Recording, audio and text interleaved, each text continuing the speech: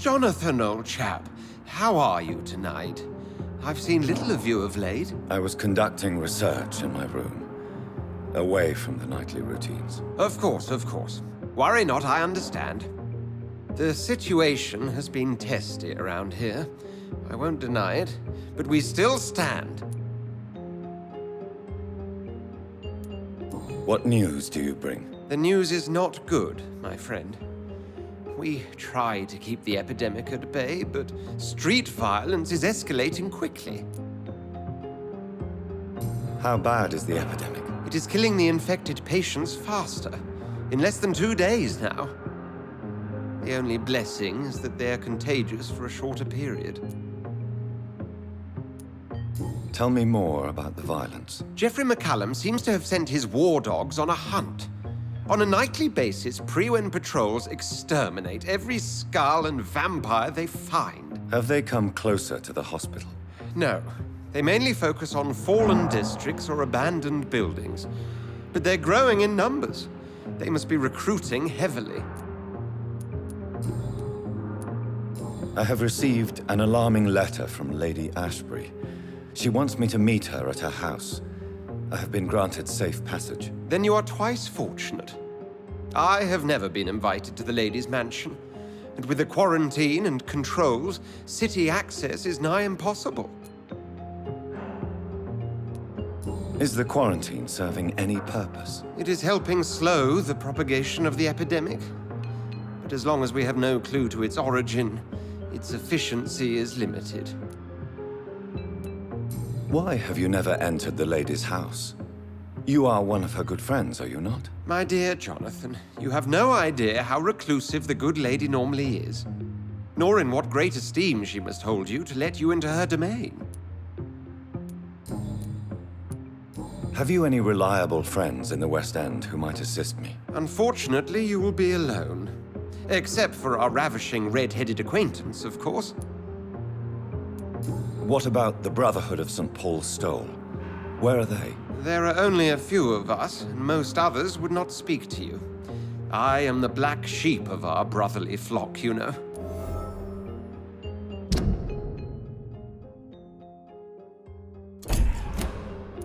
What of my commission here at Pembroke Hospital? Nothing to fear, Jonathan. Your position here is in no jeopardy. You remain one of us, and you are always most welcome. Thank you, Edgar. We shall speak again later.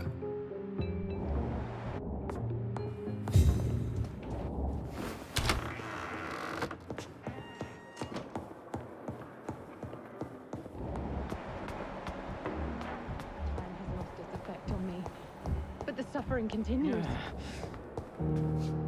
Good evening. Eve, Soldier, not really. as long as you remain here. Don't think you can do much. Goodbye. The pain. There again.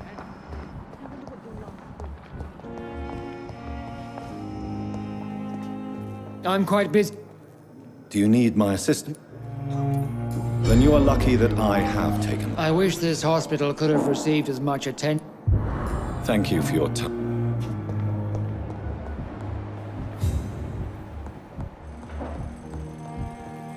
My sweet good. Good evening. Is there anything? Unfortunately. Goodbye. Sweet girl. Reads me like a book.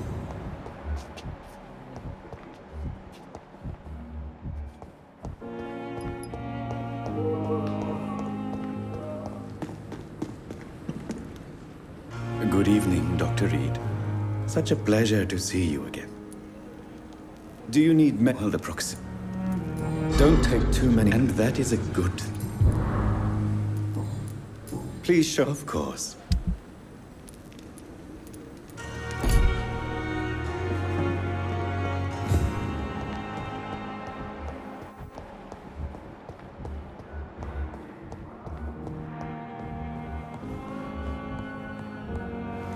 My sweet girl.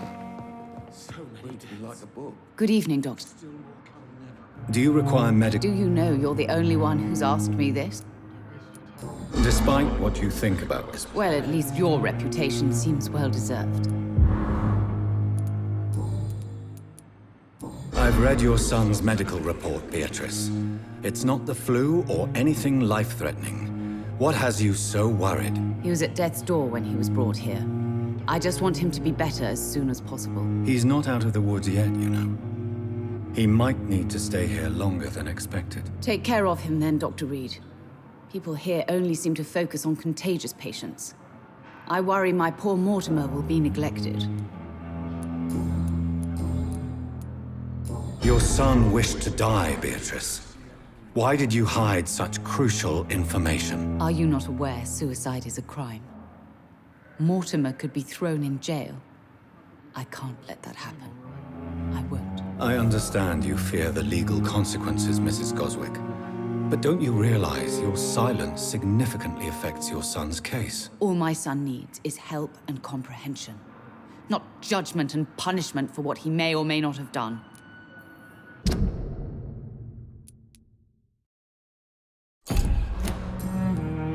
Goodbye, Mrs.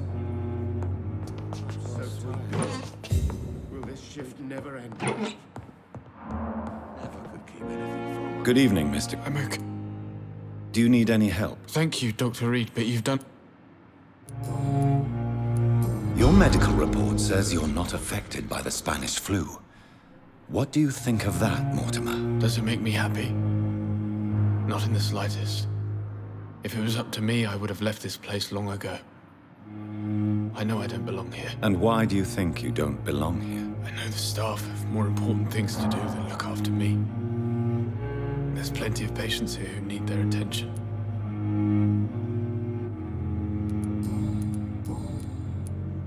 Admit it, Mortimer.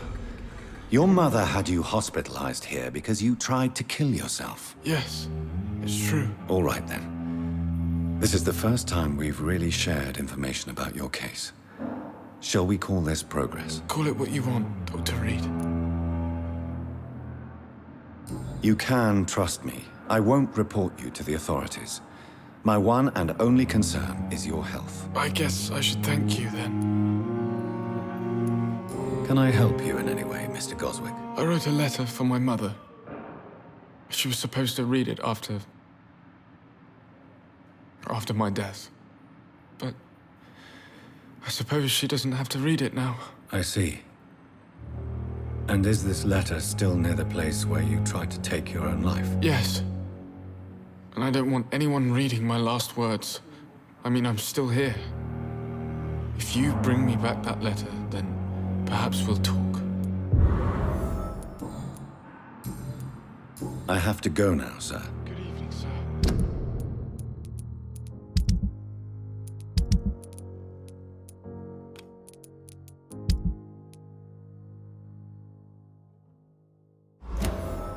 Doctor.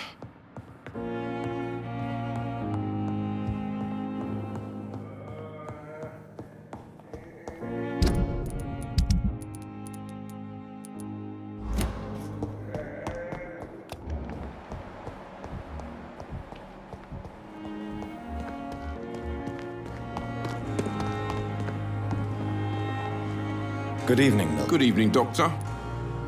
Do you need any medical... I'm afraid I do.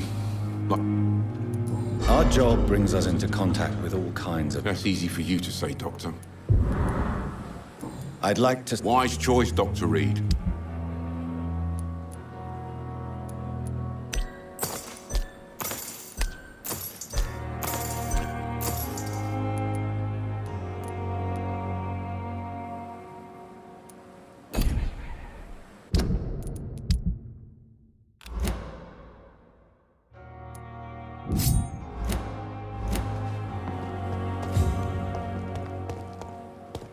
Another night with the glorious battalion of Pembroke.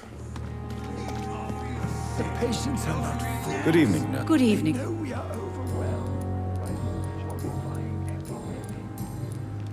According to the report I read, your unprofessional conduct put a patient in danger, Gwyneth. That's not true. I know when my patient's life is at risk, and I'm more competent than a lot of doctors that I know. Problem is, I'm a woman. I don't see what your gender has to do with your abilities, nurse. Yes, nurse. Because I'll never be a doctor, no matter what my skills. I could make a decision that could save a life, but oh no, that's unbecoming conduct. Have you heard of Elizabeth Blackwell? She was the first woman listed on the UK medical register. Change is slow, but it will come. And you will always have my support. To have the right to study shouldn't be determined by sex, skin, or wealth. That's all I'm saying. Do you require I will be fine. Nurse, you won't be able to help people if you're... I'll try, Doctor. Goodbye.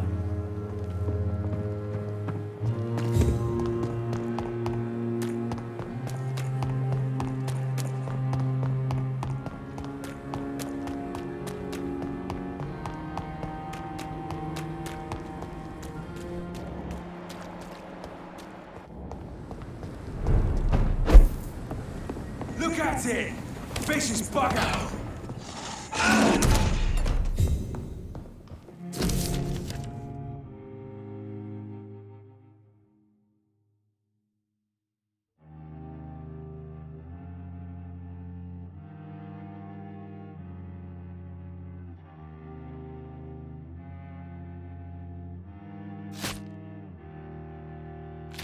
In this letter, Mortimer Goswick does nothing to hide his desire to die. I could give it to his mother, but doing so would betray his trust.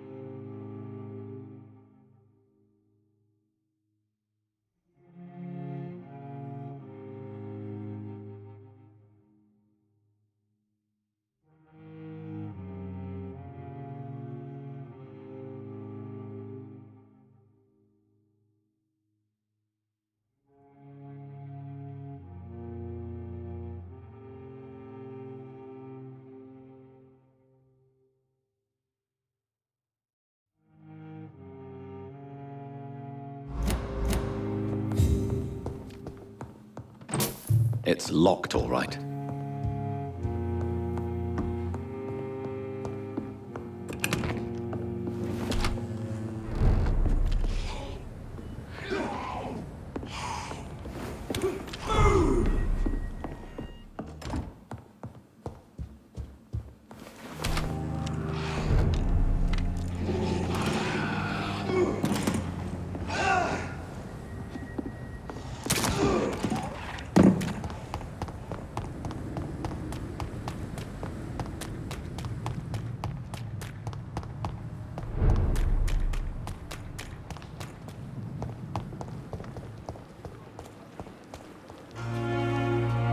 Hey, Doc.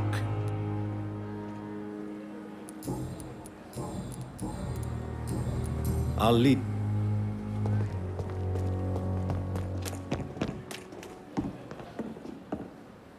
Good evening, Dr. Tippett. Dr. Reid, Nurse Brannigan has been recently accused of neglecting her professional duties. Tell me what you really think about it. This kind of protest is nothing but elitist bullshit.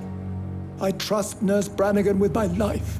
She has what it takes to be a great doctor. Do you really think she could be the next Elizabeth Blackwell? Believe me, Dr. Reid, a time will come when skill and skill alone will determine who can be a physician and who cannot. Goodbye, Doc.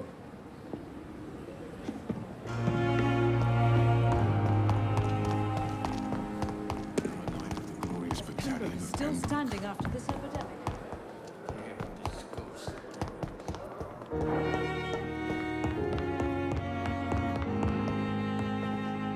Good evening, Miss. I'm okay.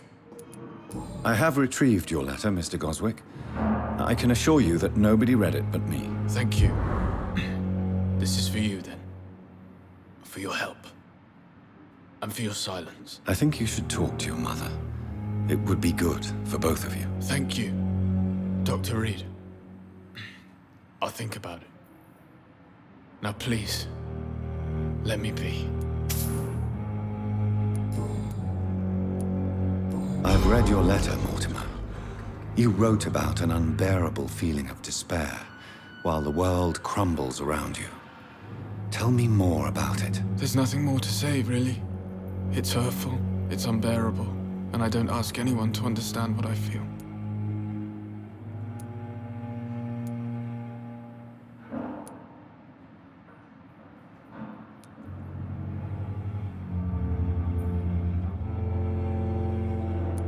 Don't you see how lucky you are?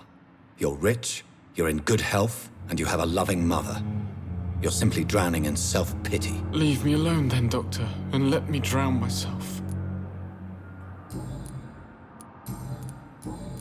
I have to go. Good evening, sir. Doctor. Good evening, Doctor. I have read your son's suicide note. It was not an impulsive gesture, nor was it his first attempt. He threatened to kill himself a few times before. But I never thought he would dare to punish me this much. Punish you? Why? I've known for a long time he was not happy with his life.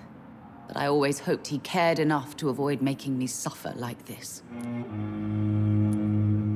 Mortimer is extremely vague as to his motivations for committing suicide. Tell me more about what you know. As you say, Mortimer had no reason to die. All he said to me was that he wanted to make the world a better place, but couldn't. Why did your son feel so useless when facing the world? I think it was more that he could only see the melancholy facets of life. He couldn't help but dwell on such things. What do you think he meant by making the world a better place? Mortimer has always been a sensitive soul. He wouldn't talk to anyone for months after his father passed. It's like he carries everyone's sadness with him. Do you realize your son could try to kill himself again? He might succeed next time. I think about it every minute. But I won't stop fighting for my son's future. That's how much I love him.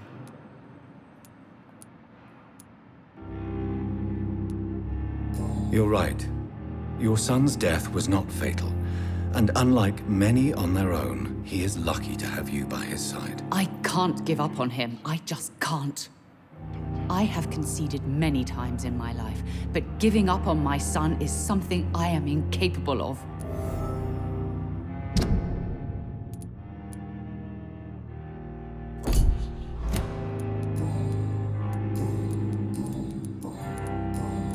Goodbye. Good. I'm okay. Your mother won't let you down, Mortimer. Don't you share her hope for a better future? No.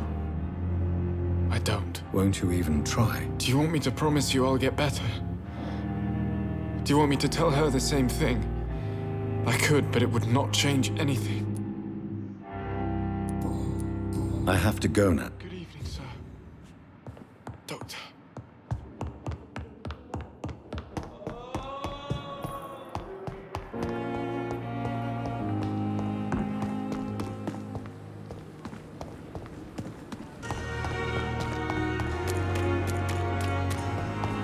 Still standing after this epidemic. There's good reason to be proud.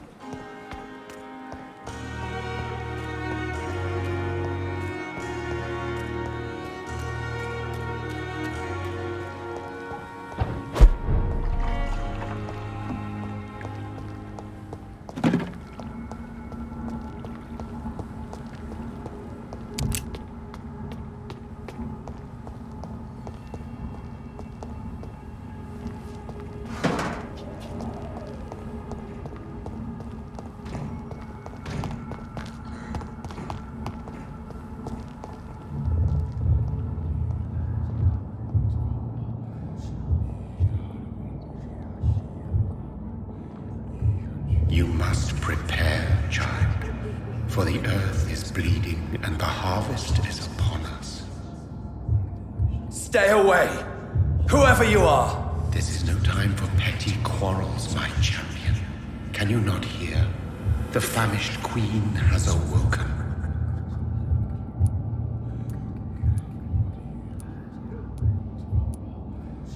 I am not your champion.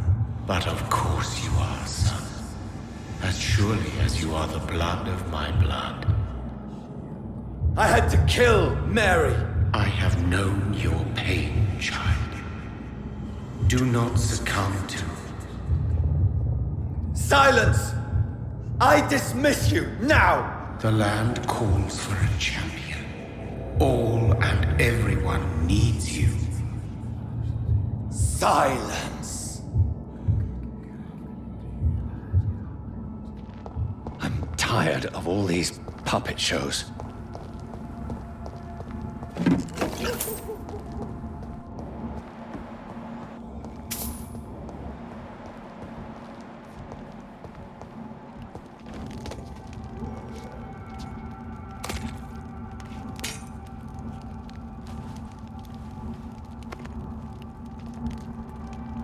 They want war.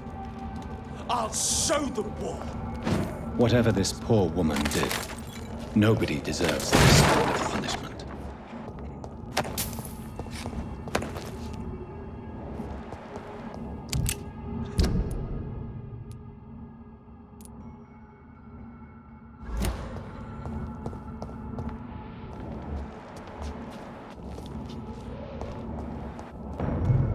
Better go.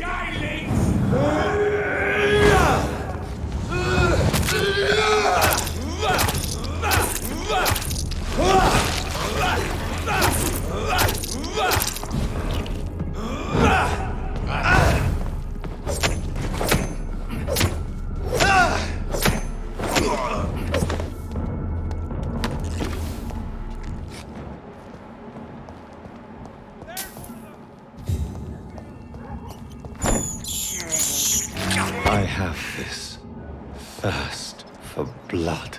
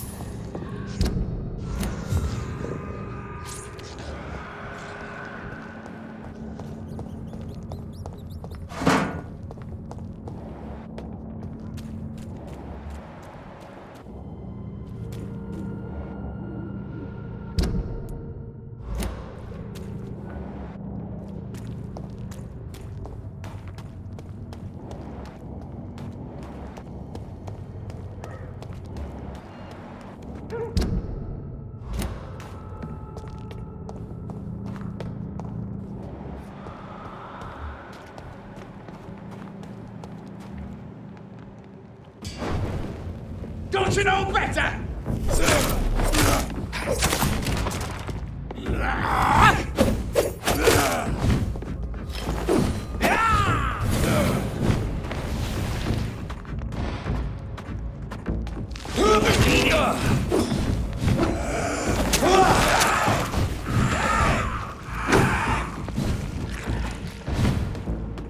Stupid nigger!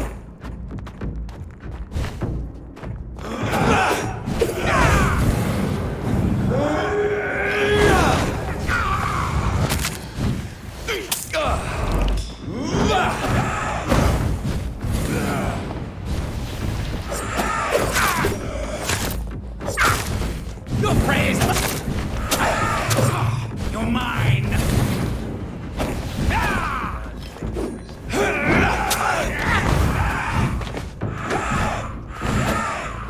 Gotcha!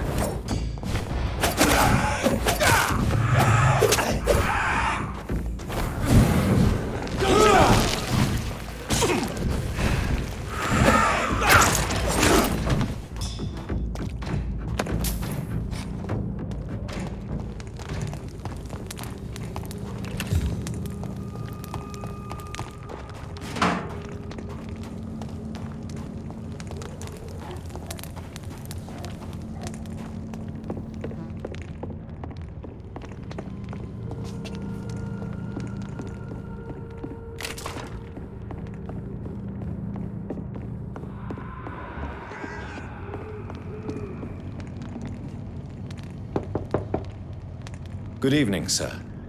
It's me again. Leave me alone, I say, whoever you are.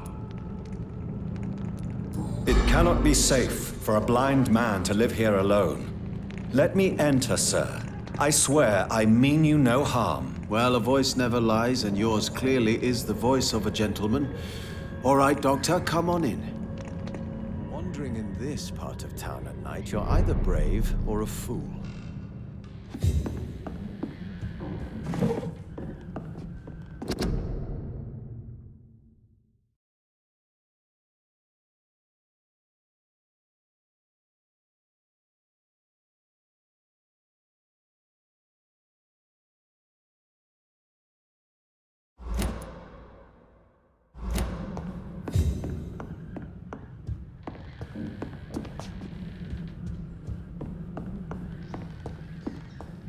Tell me. It's locked. Well, these days.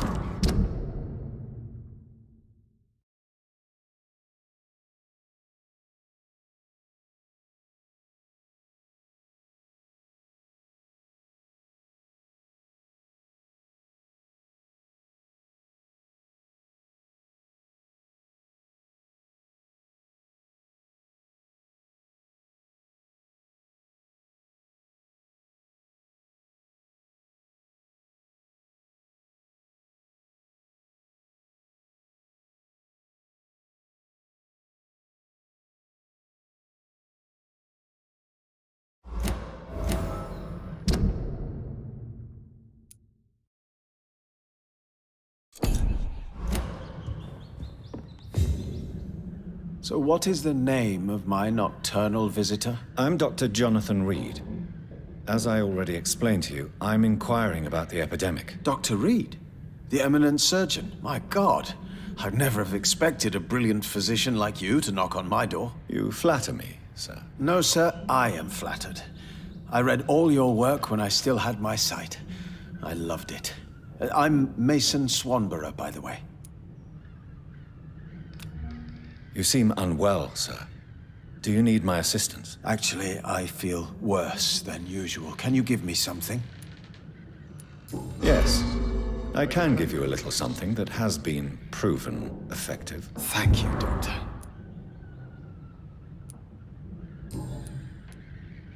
And what else have you learned about me, Mr. Swanborough? I know you assisted Professor Carell in France, and that you invented a new blood transfusion method based on his work. Yes. Those were frustrating but exciting days. I loved it. Yes, the thrill of research and discovery.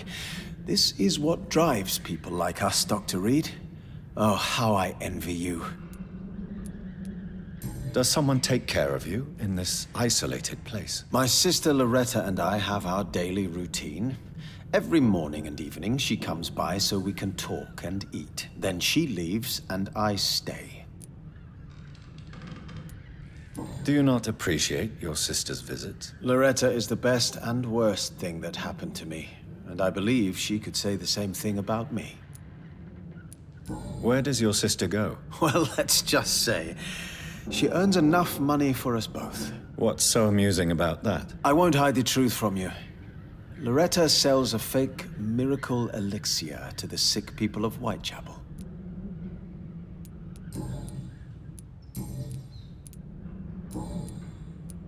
Why does your sister feel so guilty about what happened to you? Because she knows I'll never forgive what she did to me. You run an illegal business with someone you hate? I don't hate my sister. She looks after me, we have a good time.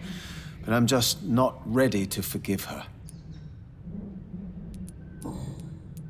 How is the sanitary situation evolving in Whitechapel these days? I hear them hissing and scratching at my door every night. The sick made mad by the fever. But these walls are thick, and my lock is solid. Do you know Braille, Mr. Swanborough? I'm no expert, but I learned it in my spare time, yes. Why? I found a strange document entitled Cure for Blindness. It's written in Braille, so I thought perhaps it was yours. Really? Is that some kind of sick joke? Let me see. Here it is. This letter seems authentic. And it actually refers to an experimental cure for blindness. You have piqued my interest, Dr. Reid. Could it be of any use to you? No. This page is just a part of a larger diary. I'd be glad if you could find the other pages. I found another page of the diary, Mr. Swanborough. This diary is still not complete. The man who wrote it claims he is a member of some scholarly brotherhood called the St. Paul's Stole. Really? I've heard of them. Very capable scientists. Perhaps the man who wrote this really found a cure. I would need more pages to figure it out, but it's as promising as it is intriguing.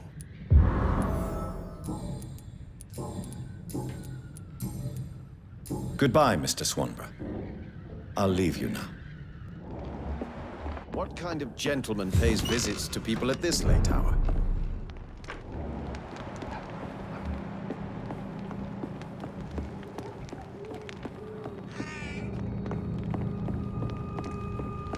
I've heard so many bad.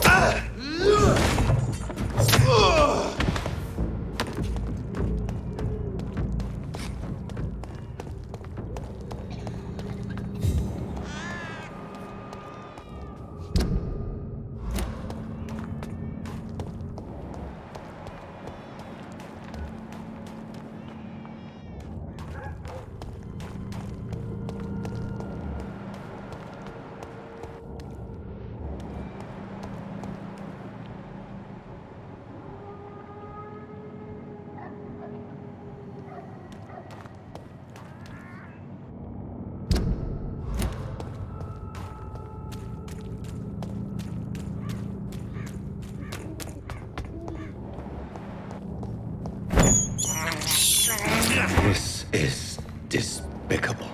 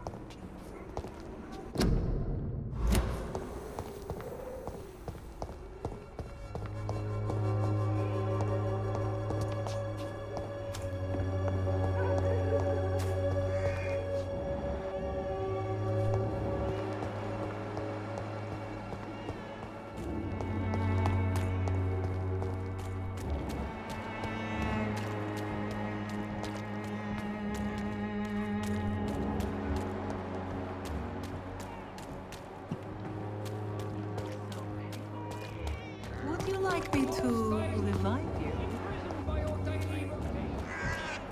Can't you just look the other way this week, Joe? Come on, we can sort it out, right? Joe, how long have we known each other? We even used to be neighbours, for Christ's sake.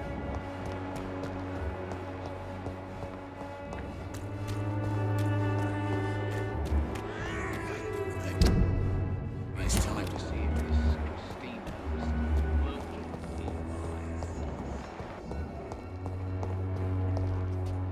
Good evening, my dear colleague.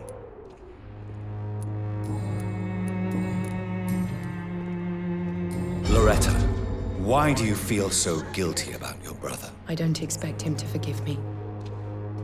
All I can do is make amends for what I did. By making him a crook and a criminal. What if somebody decides to make him pay for your scam? Mason is totally capable of defending himself. Just leave us be. We're perfectly fine.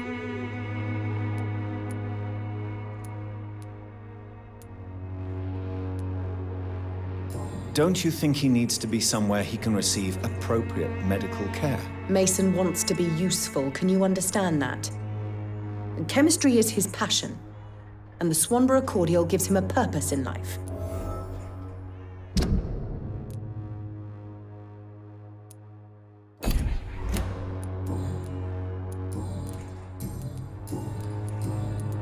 How is the sanitary situation evolving in Whitechapel these days? When people buy guns instead of medication, it means they have already traded hope for fear in their hearts.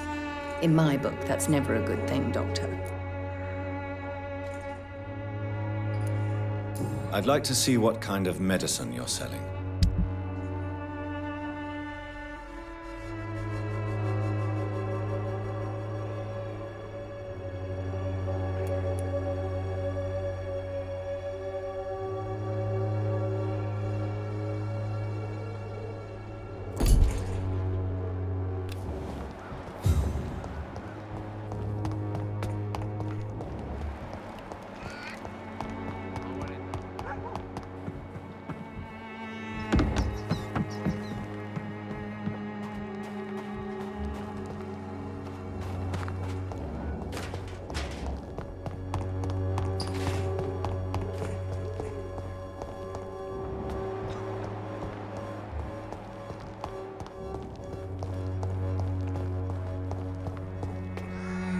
Good evening, Xiaoshu. 晚上好, Dr. Reid.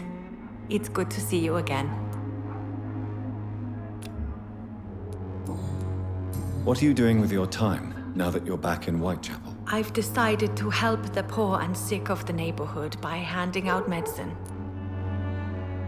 That's very charitable of you. But why do it at night? I've noticed that the most desperate people tend to go out after dark. Hence my presence, to help them when I can. Giving out medicine? How can you afford to do that? I am a rich widow, Dr. Reid. My departed husband left me enough money to last the rest of my life. I can spend some on those who don't have any.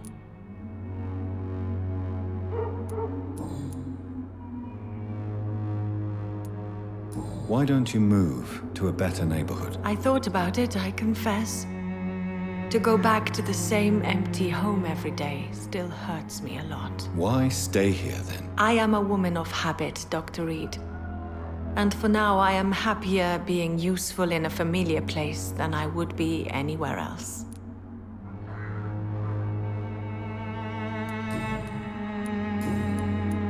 How do you feel now that you're back in Whitechapel? I've decided to follow your advice, sir. I won't forget the dead, but my efforts will be for the living.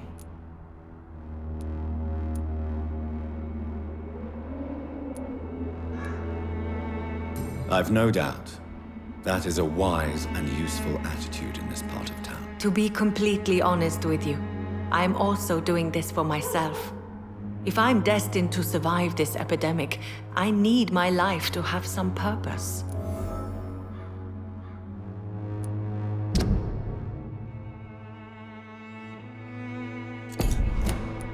Do you still think about your departed husband? Of course I do.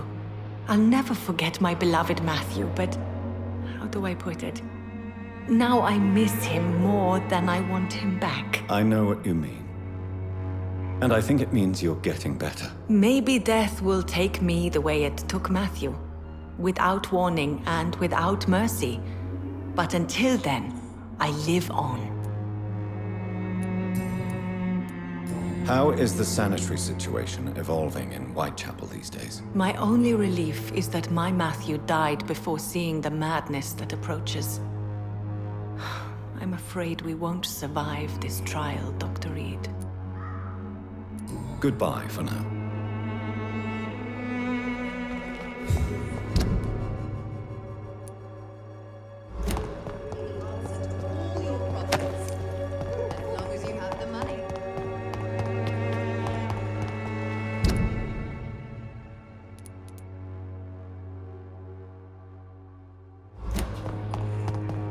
Its effectiveness has been proven by many.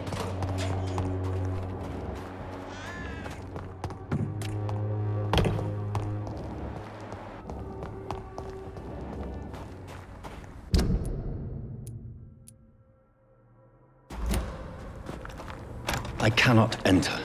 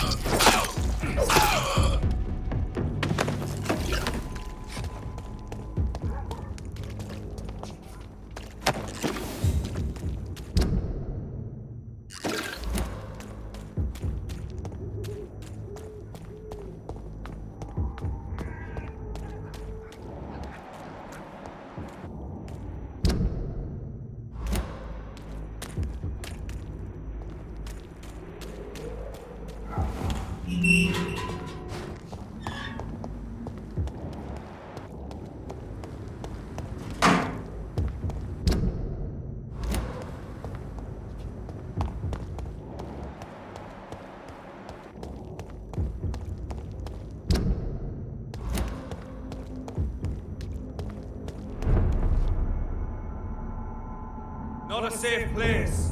Right now, sir. I'd head back if I were you. Look at it! Vicious bugger in it! Have faith, brothers!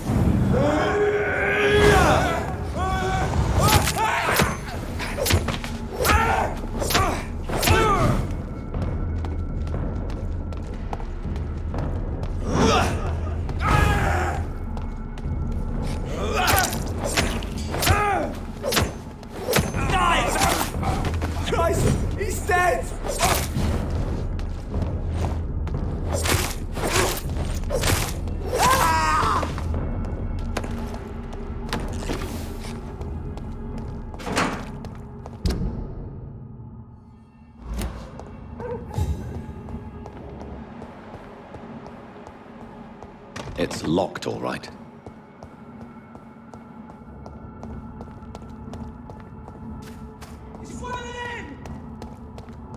I cannot enter.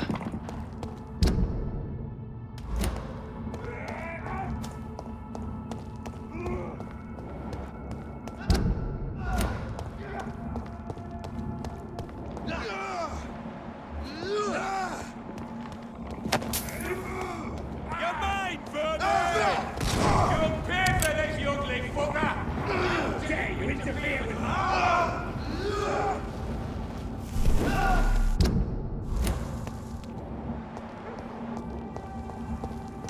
So this is where she lives. What a splendid house.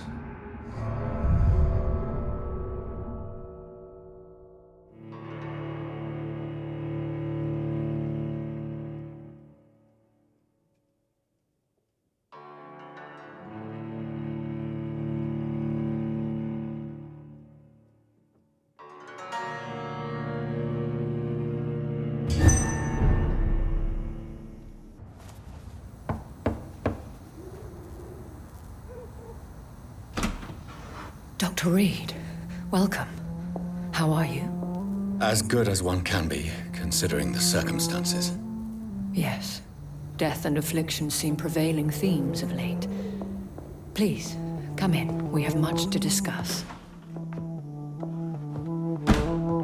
I hope I haven't disturbed you. Not at all. Actually, I was counting on you visiting me tonight. How strange, this painting. Beautiful, melancholic, yet with a haunting dignity. Indeed. A long time ago, a friend asked me to paint this for him. But I kept it in the end. I did not know you were a painter, my lady. There are many things you do not know about me, young Ekon.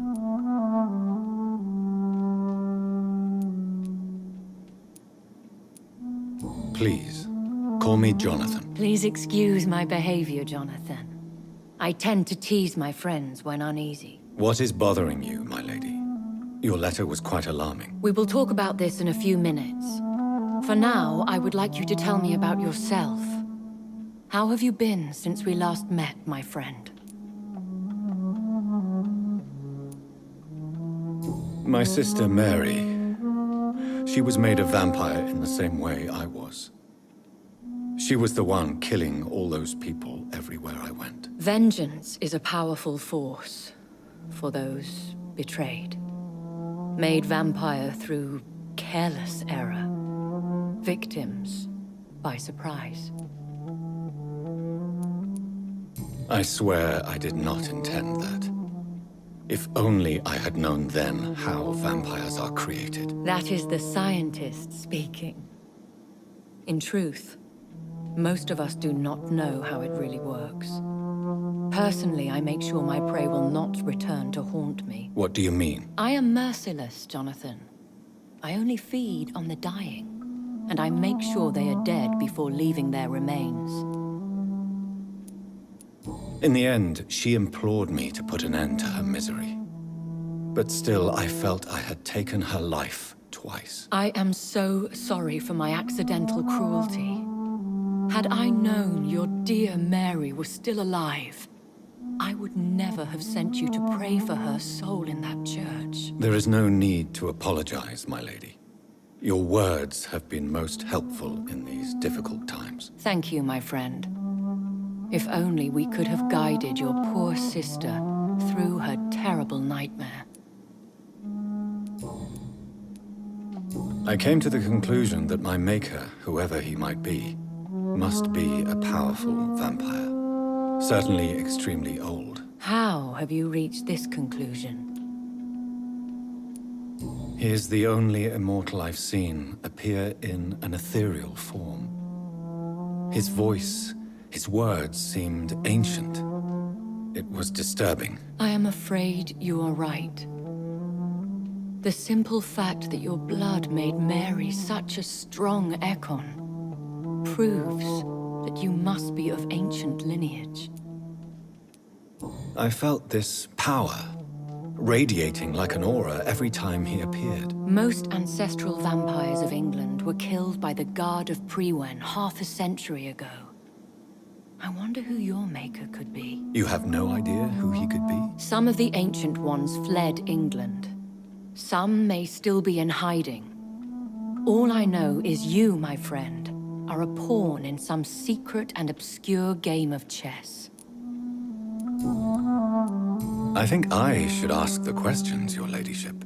After all, it was you who invited me to settle this most urgent of matters. Fair enough, Jonathan. The situation is critical. We do not have the luxury for etiquette. Please do not misunderstand me. I would be delighted to discuss mundane matters and idle trivialities. If we survive the dark nights to come, we shall have all the time in the world to speak, you and I. For now, please follow me, Jonathan. I must say, your house is exquisite. One of the advantages of living forever is having the time to be selective with one's furnishings. I took the liberty of having tea served. You can still drink tea. Can't keep it down, but I do so enjoy the aroma. Let us toast to make-believe. And of course, to your health, Jonathan. And to yours, my lady.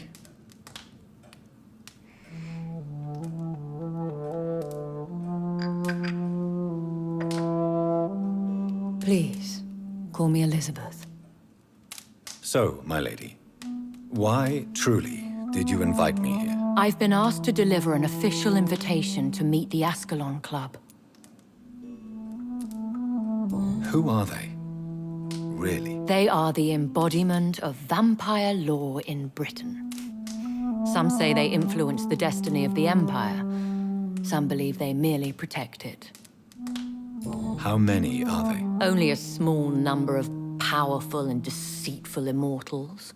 All of them entangled in a sticky web of shadow cabinets, influencing trade.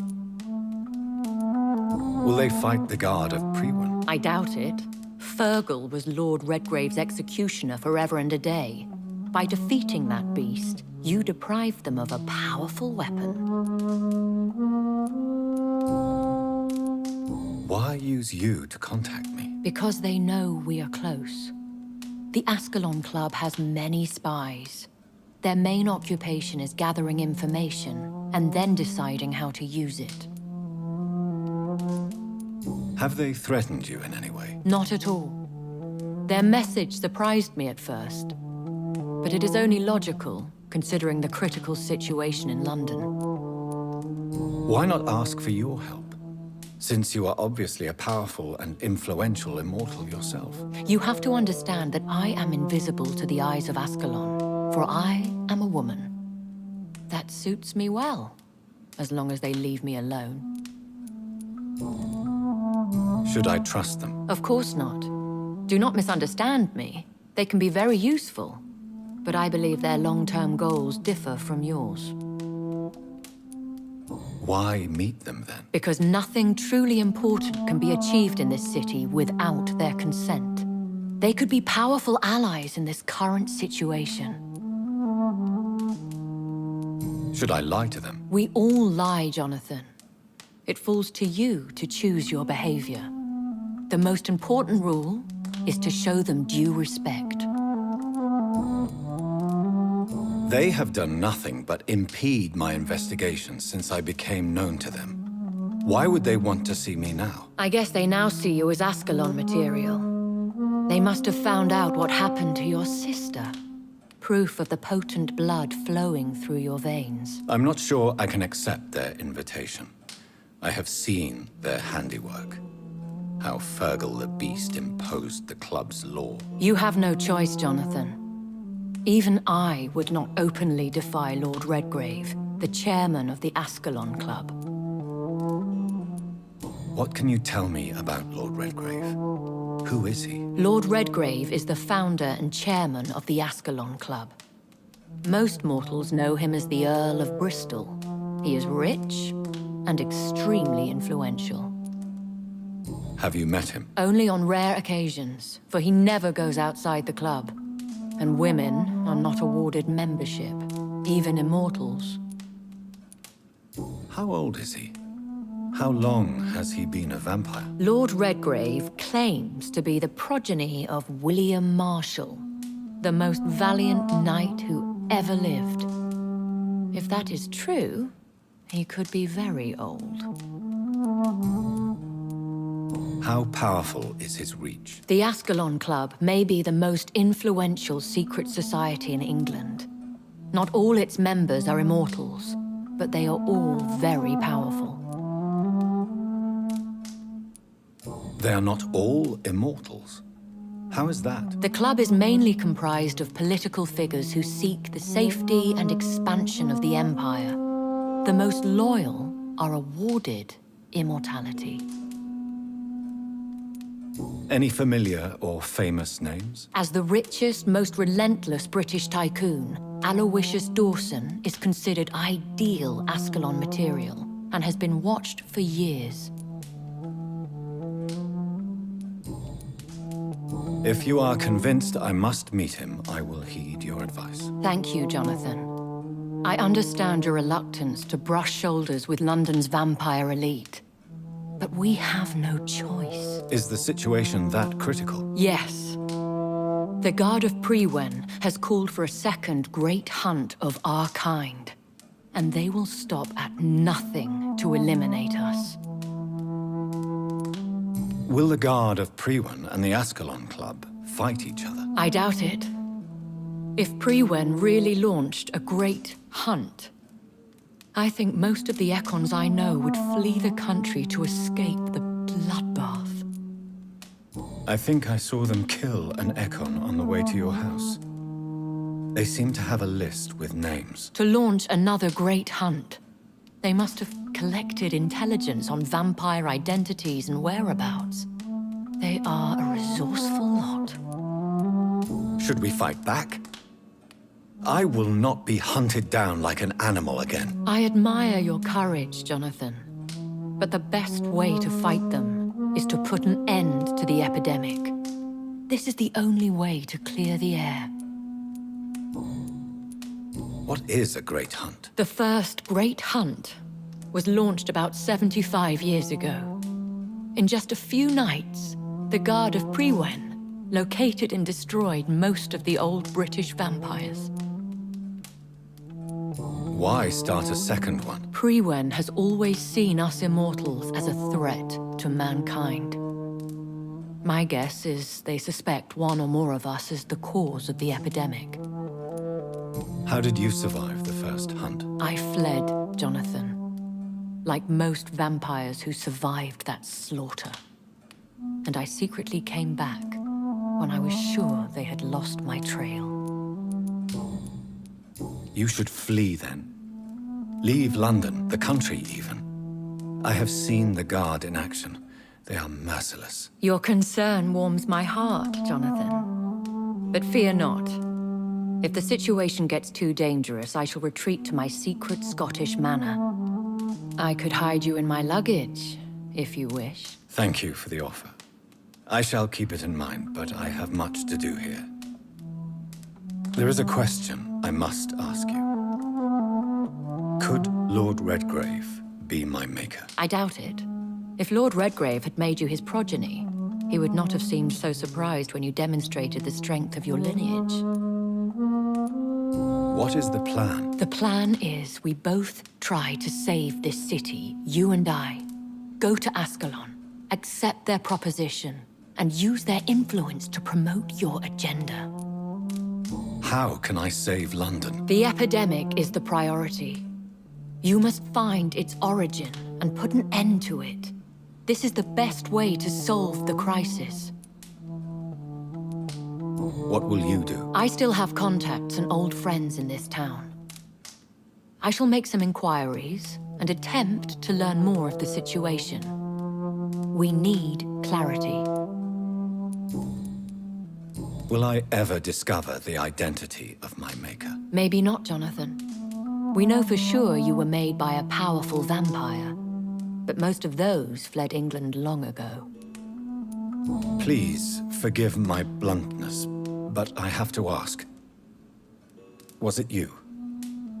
Did you make me? Oh, Jonathan. I know you shall always have a gnawing doubt about who made you an immortal, but I swear, I had nothing to do with it. You have no idea at all? You seem to know so many things about the secrets of the vampire underworld. Even if I had my suspicions, I would not dare give you a name so soon. All I can say is this: I will make inquiries and keep you informed. One day soon, I will have to find the answer to this mystery. And I shall help you in your research, I promise. For now, you must go to the Ascalon Club and play their game. Will I see you again at the Pembroke Hospital? No, you will find me here if you need me. I shall conduct inquiries alone, and we can then share our discoveries. Will you not visit Pembroke again? No. I must remain discreet and avoid attracting attention to Pembroke Hospital for the time being. But how will you sustain yourself? I shall not, Jonathan. Fear not. I'm used to it. When will we meet again? As soon as you meet Lord Redgrave, I suppose. Fear not, my dear. I shall only be a heart's beat away. I want to thank you for all your support and your help, my lady. Could you do me a last great favor and call me Elizabeth? I should be honored, my lady. Then it is settled. Finally, some good news in these dark hours. Thank you. I appreciate the advice. I had best prepare myself to meet this Lord Redgrave now. How thrilling to meet the Earl of Bristol in the flesh, so to speak. Something tells me you're not very keen on the man. Don't get me wrong. The gentlemen of the Ascalon Club are honorable, but their attitude and opinions are somewhat antiquated. I see.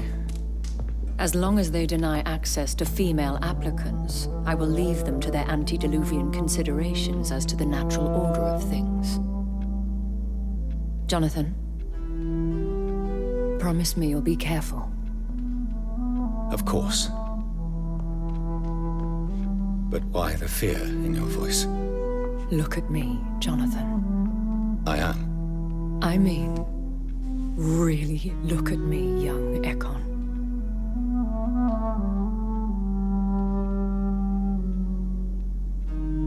We may be deceptive by nature, but this heart of mine has always told the truth.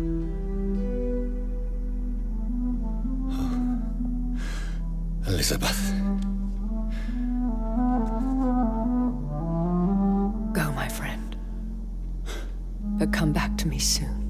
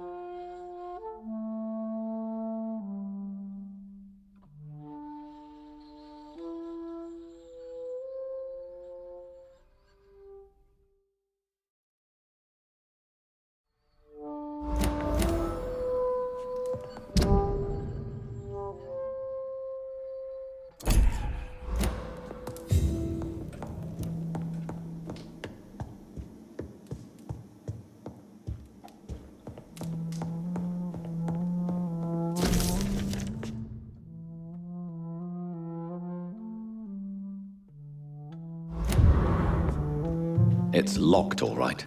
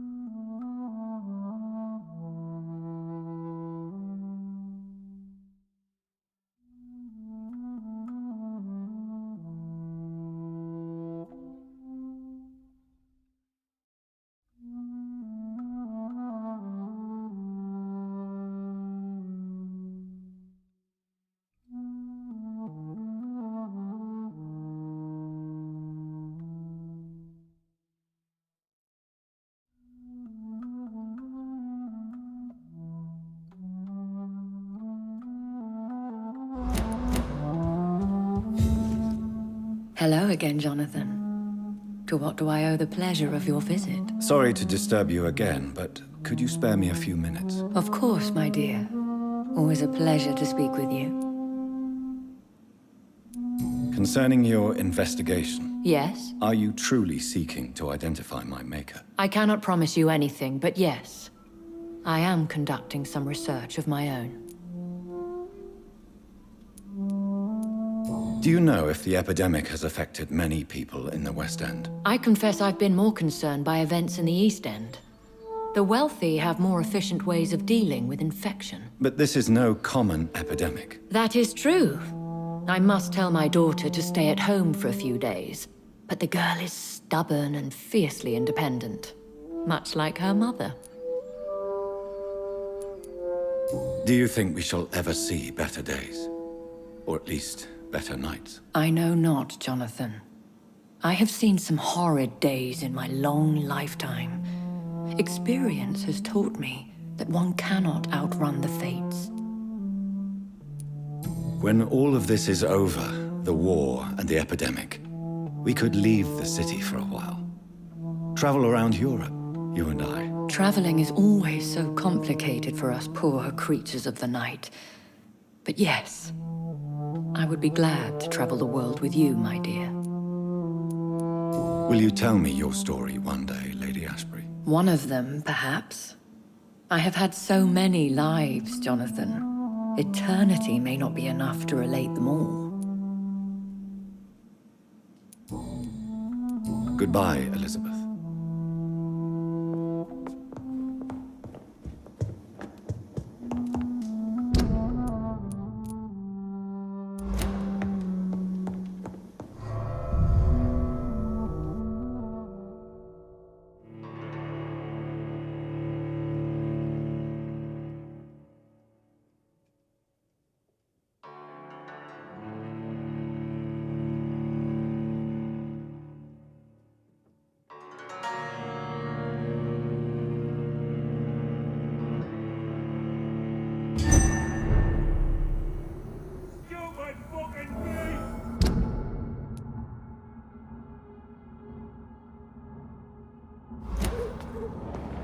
So, time to visit the Ascalon. Please!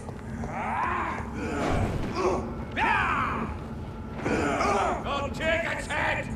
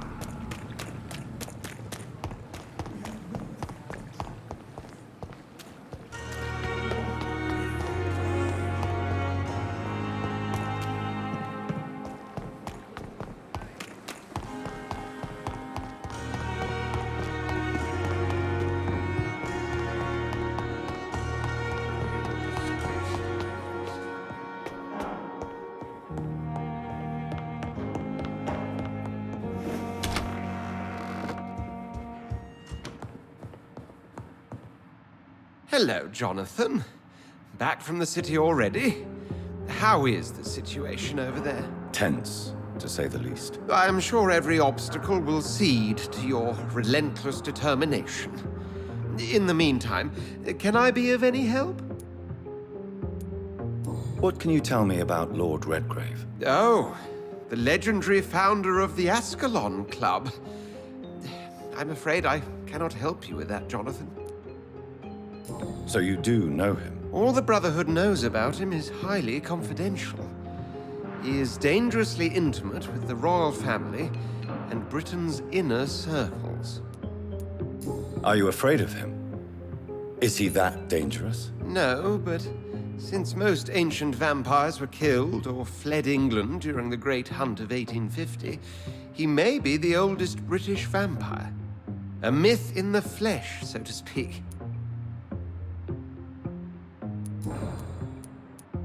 Did you know that Lady Ashbury is an artist?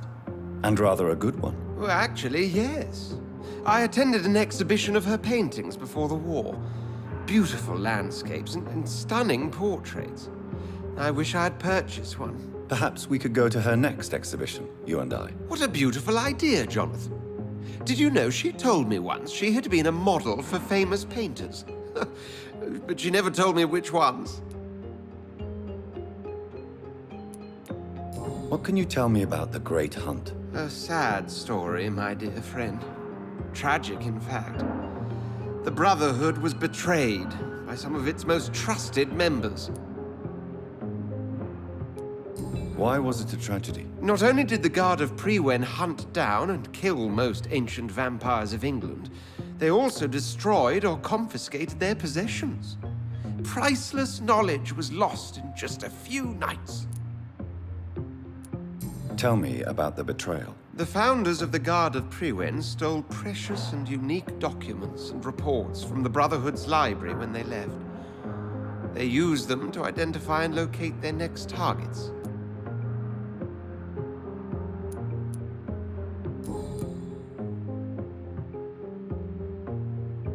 I shall return later.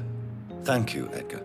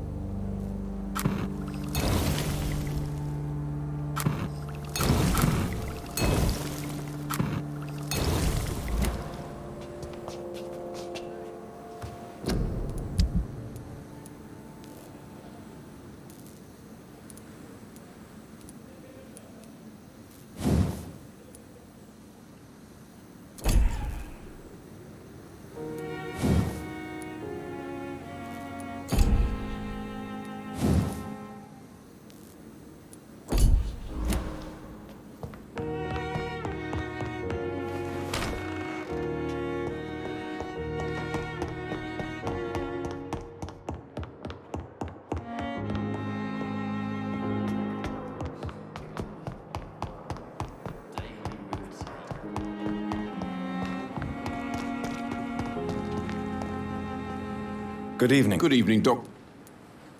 I'd like... Wise choice.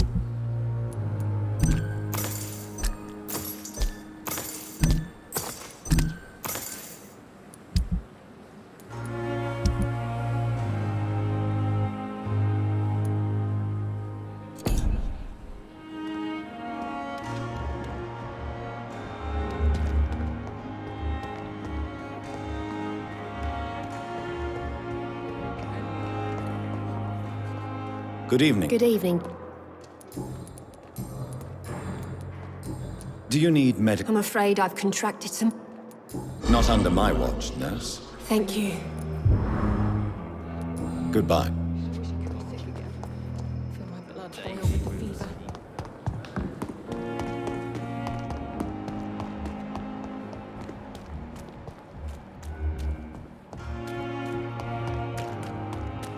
When I get back, I'll have a word with Tom. He's really pissed me off. Hello again, Mr. Blight. Good evening, Dr. Reid. Do you need medical attention? Throughout history, some diseases have done more damage. You're working at the Pembroke Hospital, aren't you? Goodbye, Mr. England won't fight for us.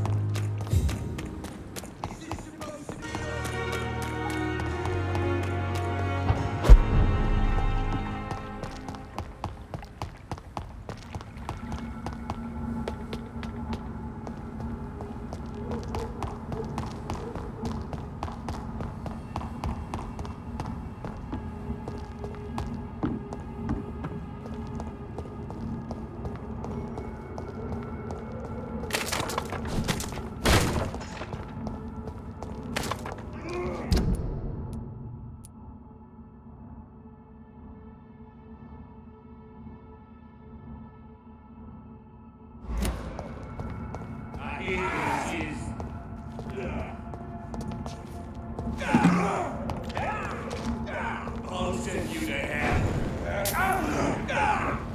Yeah, you effing killer beast!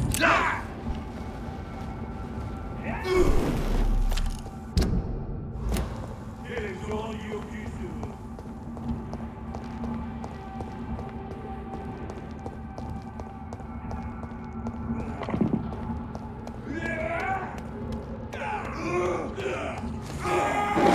Filthy piece of shit!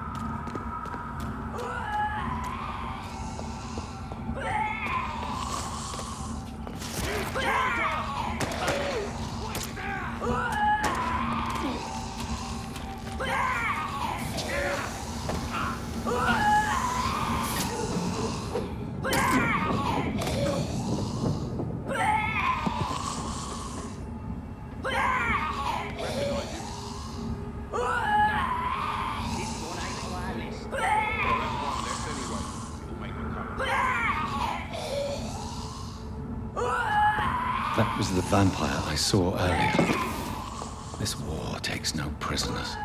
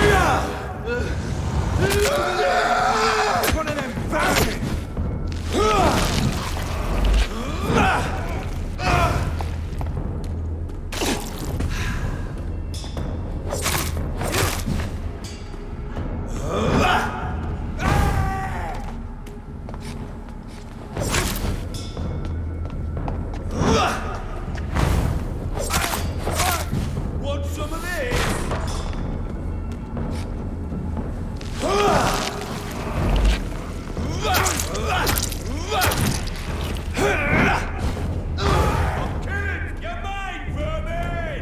I'll send you to hell.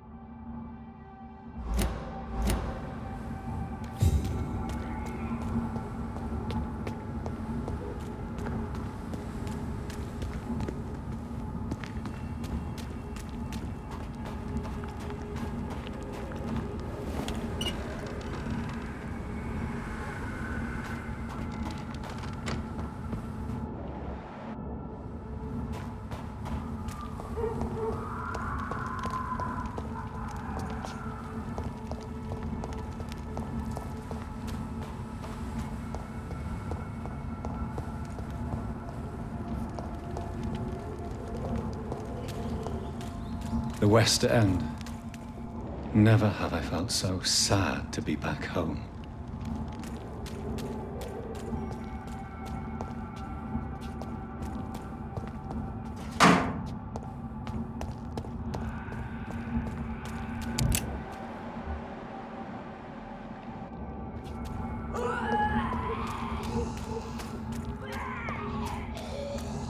You London vampires are so weak!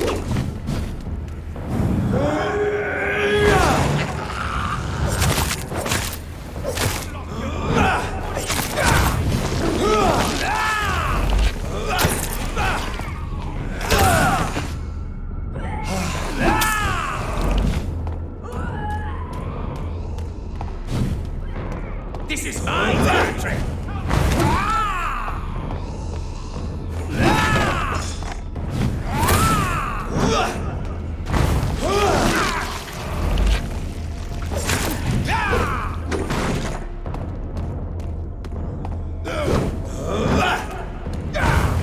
Stupid newborn!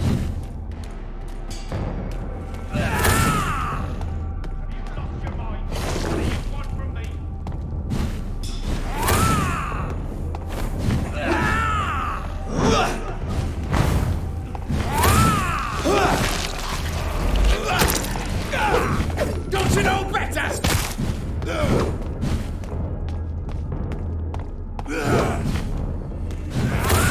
Help me!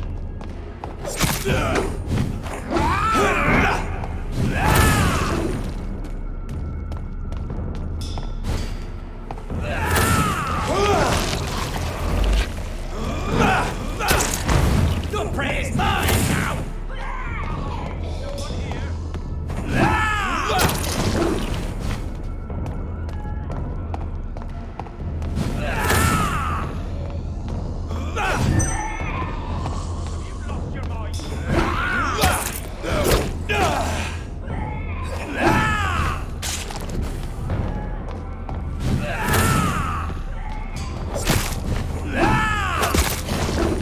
Somebody! Help!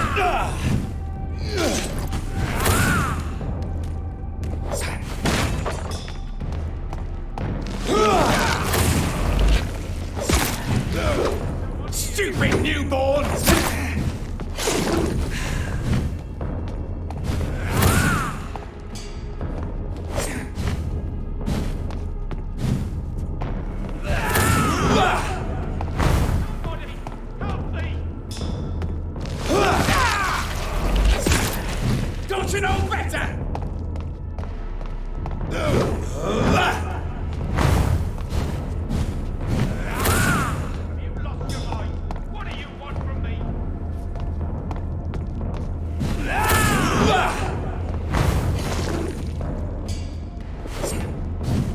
Your prey is mine!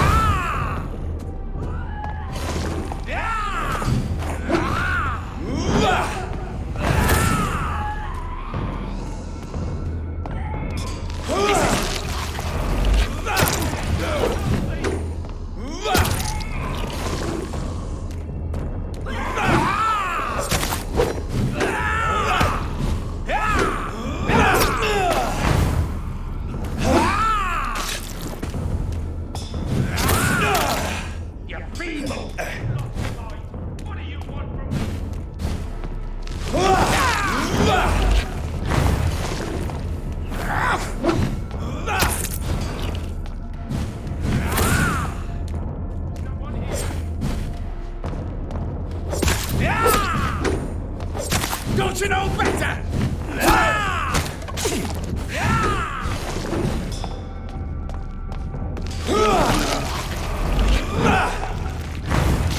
You're bleeding.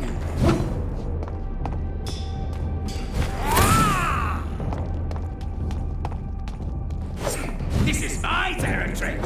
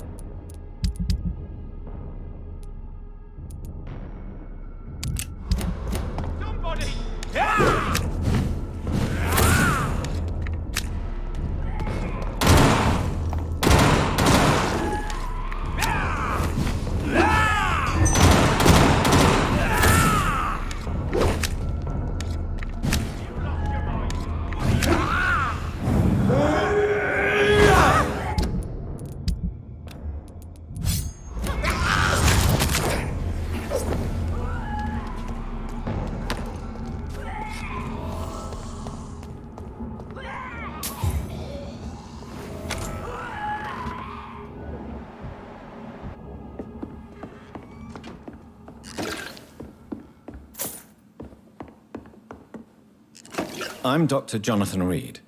Do you need help, sir? I think I'm fine. But what happened to my jailer? Be careful. He's as vicious as he is strong. You don't have to worry about him anymore. What happened here? I am Tadao Kimura. I was imprisoned by this lunatic for several days. I thought I was going to die here. You're not going to die now, Mr. Kimura. If you hurry, you should be able to get home safely. It seems that I owe you my life. You have all my gratitude, Dr. Reid, since it is the most precious thing I possess.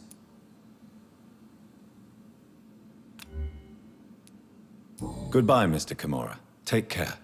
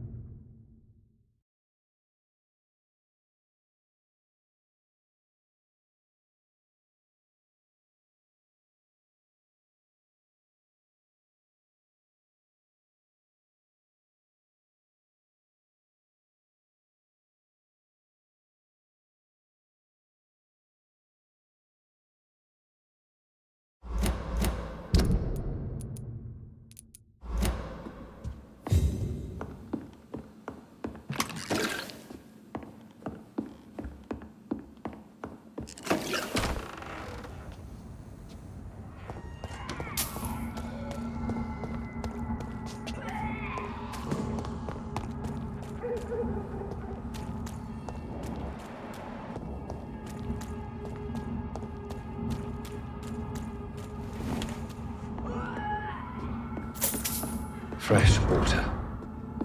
As long as it's not holy water, I may find some use for it.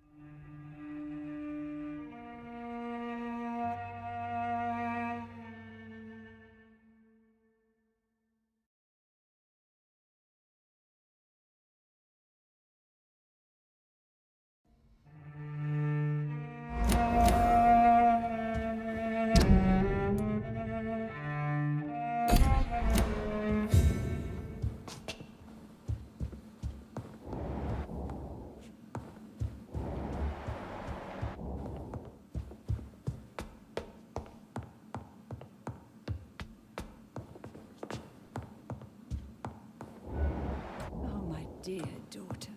How are you tonight? How is your sweet boy?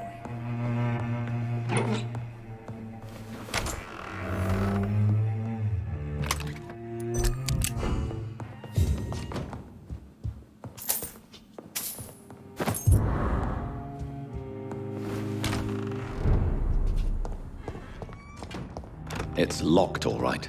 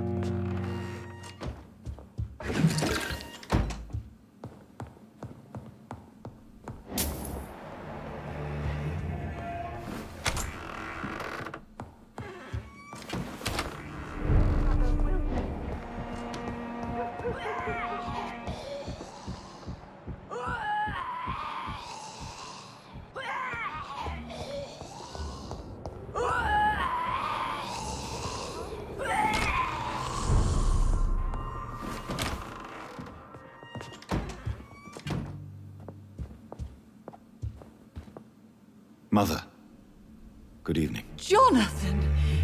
Is it you?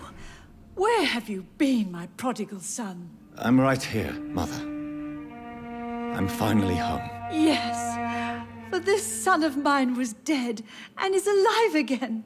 He was lost and now found.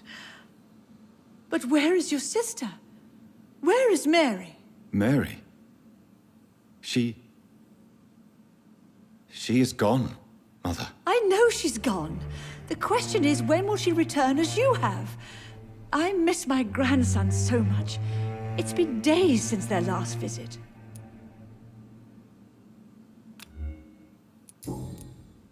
Mother, do you know what's been going on in this area? Not really. I don't go out much due to the epidemic, and when I do, I tend to get lost. What do you mean you get lost? I hope you don't go outside alone. Of course not. When I go out, your father always comes with me, but he leaves me there sometimes, and I have trouble finding the way back.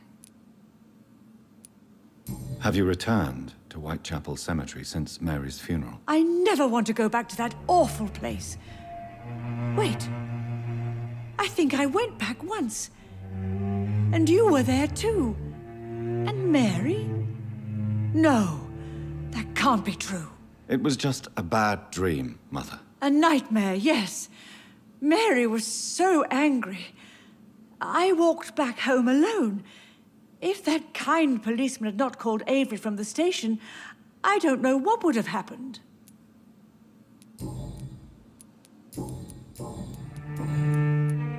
Do you need anything, Mother? Can I help you? I just want you to stay with me, Jonathan. Your room is ready. I asked Avery to make your bed. I'll stay as long as I can, I promise. Do you need anything else? Just one thing. Stop staring at me like that. As much as I love you, it breaks my heart to look at those empty and dead eyes. Are you working on a new painting? Not recently. I have trouble focusing on my subject, and my mind quickly drifts. It's the same thing when I try to write poetry. I recently met a talented painter with an excellent technique. I wish you two could meet. I'm sure you'd like her. I'd be glad to meet her. What is her name? Is she famous? Is she dead too? She's not famous, and her name is of no importance.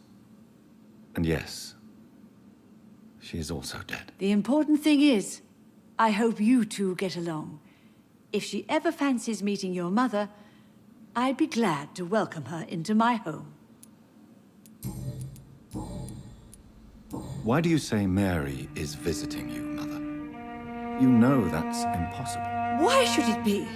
Are you not standing in front of me right now? Why should it be any different with your sister? But Mary really is dead, Mother. Yes. And are you not dead too? Isn't your father dead?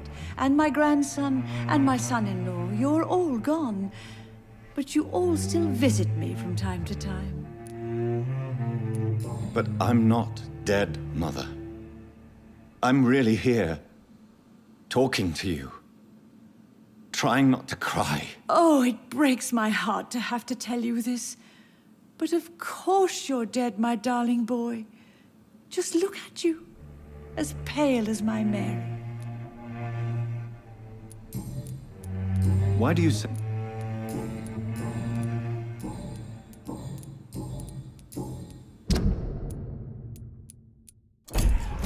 Goodbye, Mother. Goodbye, son.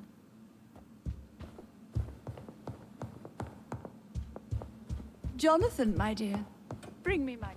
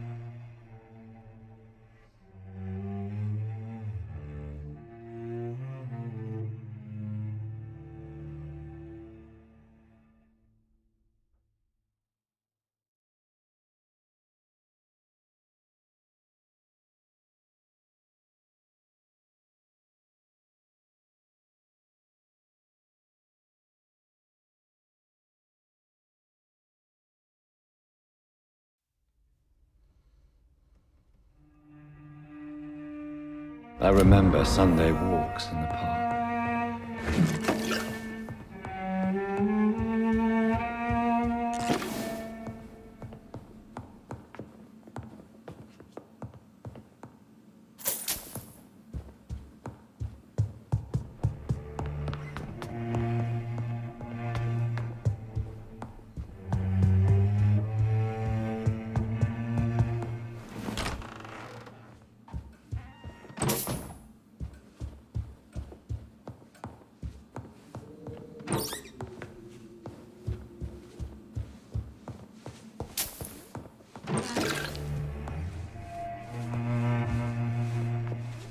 Good evening, Avery. Mr. Jonathan, I can't believe my own eyes. Oh, it's a miracle. We all thought you were...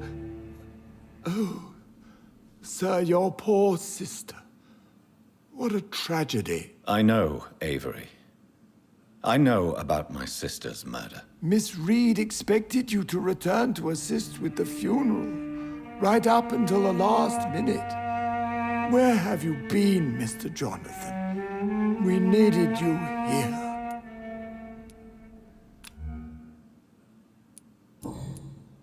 How is my mother? Not well, I'm afraid, sir. Miss Reid is very fragile since the police brought her back home. The police? What happened? Miss Reid was found walking in the streets. She kept saying she had spoken with her son and daughter. She's resting now. Has she received appropriate medical care? I'm taking care of Miss Reid myself. Hospitals are so overwhelmed by the epidemic that they can only accept patients infected by influenza.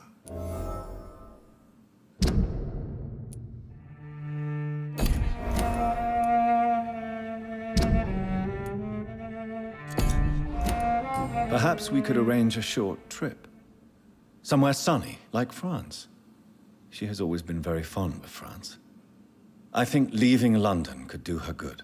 I'm afraid Miss Reid is too frail for the moment.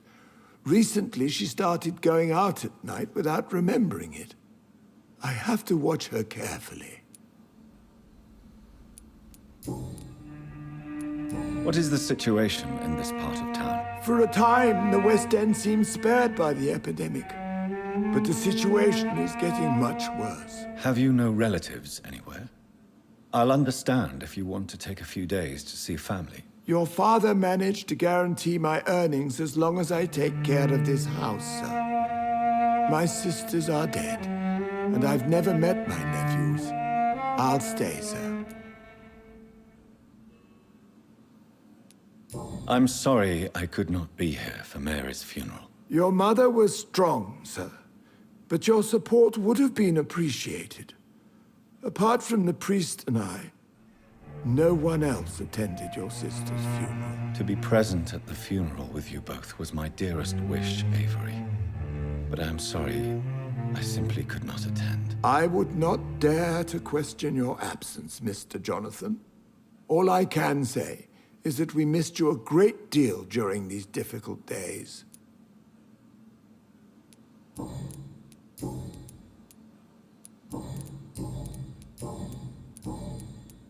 Tell me the truth, Avery. Do you feel forced to stay here? Would you leave this house without the arrangement made by my father? No, sir. I have nowhere else to go. And I promised your father I'd take care of his family as long as I live. This house is dead, Avery. There is a curse on this family. You really should consider leaving. If only you could have been here sooner or more often. Maybe this house would not be that empty. But you're here now, sir. So my task is not over.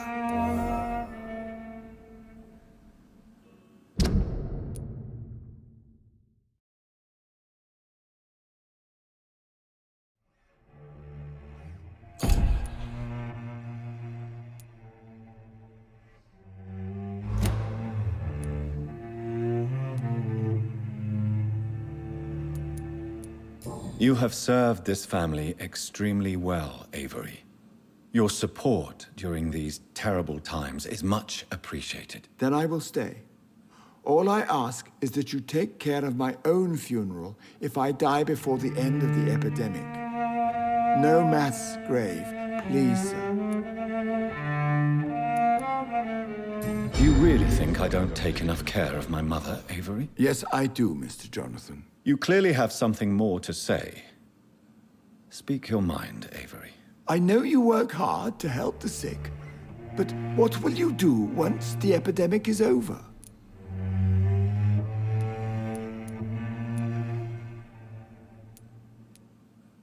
I really don't know. I have always enjoyed seeing new horizons. Once the epidemic is over, it would be nice to leave London for a while. I understand, Mr. Jonathan. But you have to realize that your mother needs you. Your next departure could break her heart.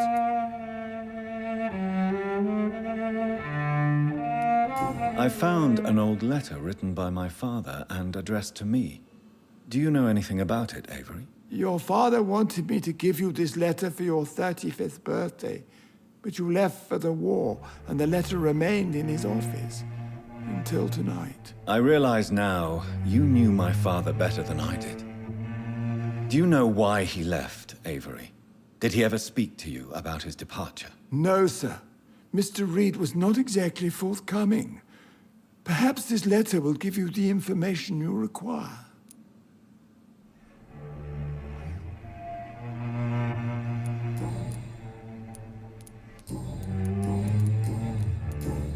Goodbye, Avery. Please watch her. Of course, Mr. Jonathan. But please return as soon as possible.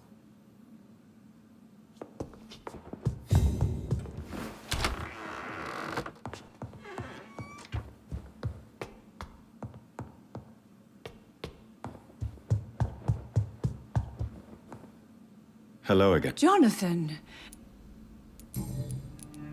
Tell me, Mother, how are you? All alone in this big house with only Avery to take care of you. I'm sad most of the time. Sad that you have left me here alone. Sad that you don't tell me when you come or go. I'm so sorry, Mother. It wasn't supposed to be like this. I was coming home. I was home. London, the Thames, and then it happened. What happened, Johnny?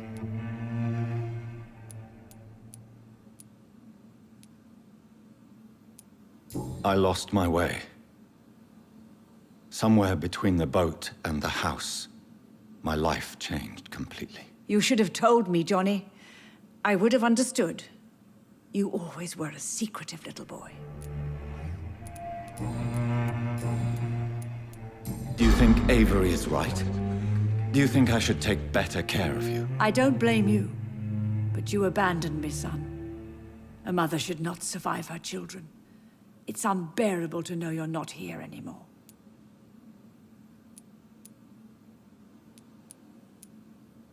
I know I have failed you since I returned. I even watched you bury Mary from a distance.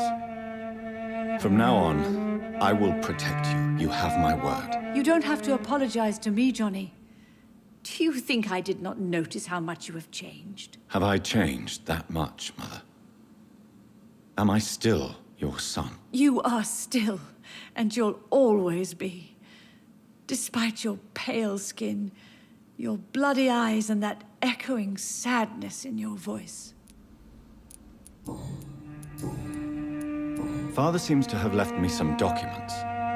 Some sort of treasure hunt game. Do you know anything about them? No, Johnny. But your father always loved to write these little games for you when you were a boy. Don't you remember? I remember now.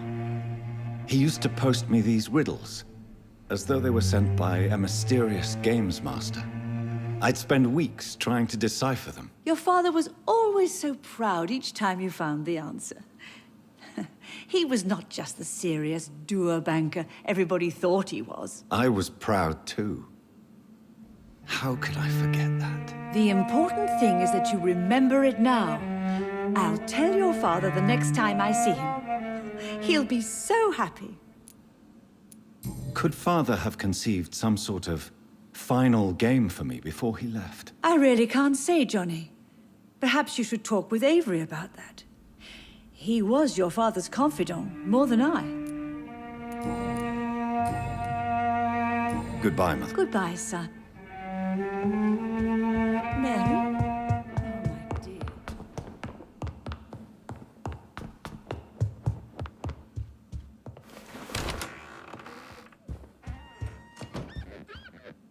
Yes?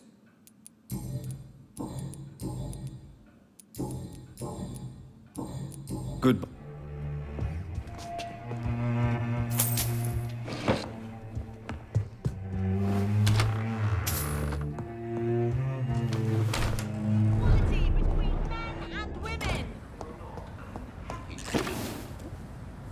Good evening, miss. Oh my god, no. Please, Mr. Vampire, don't kill me.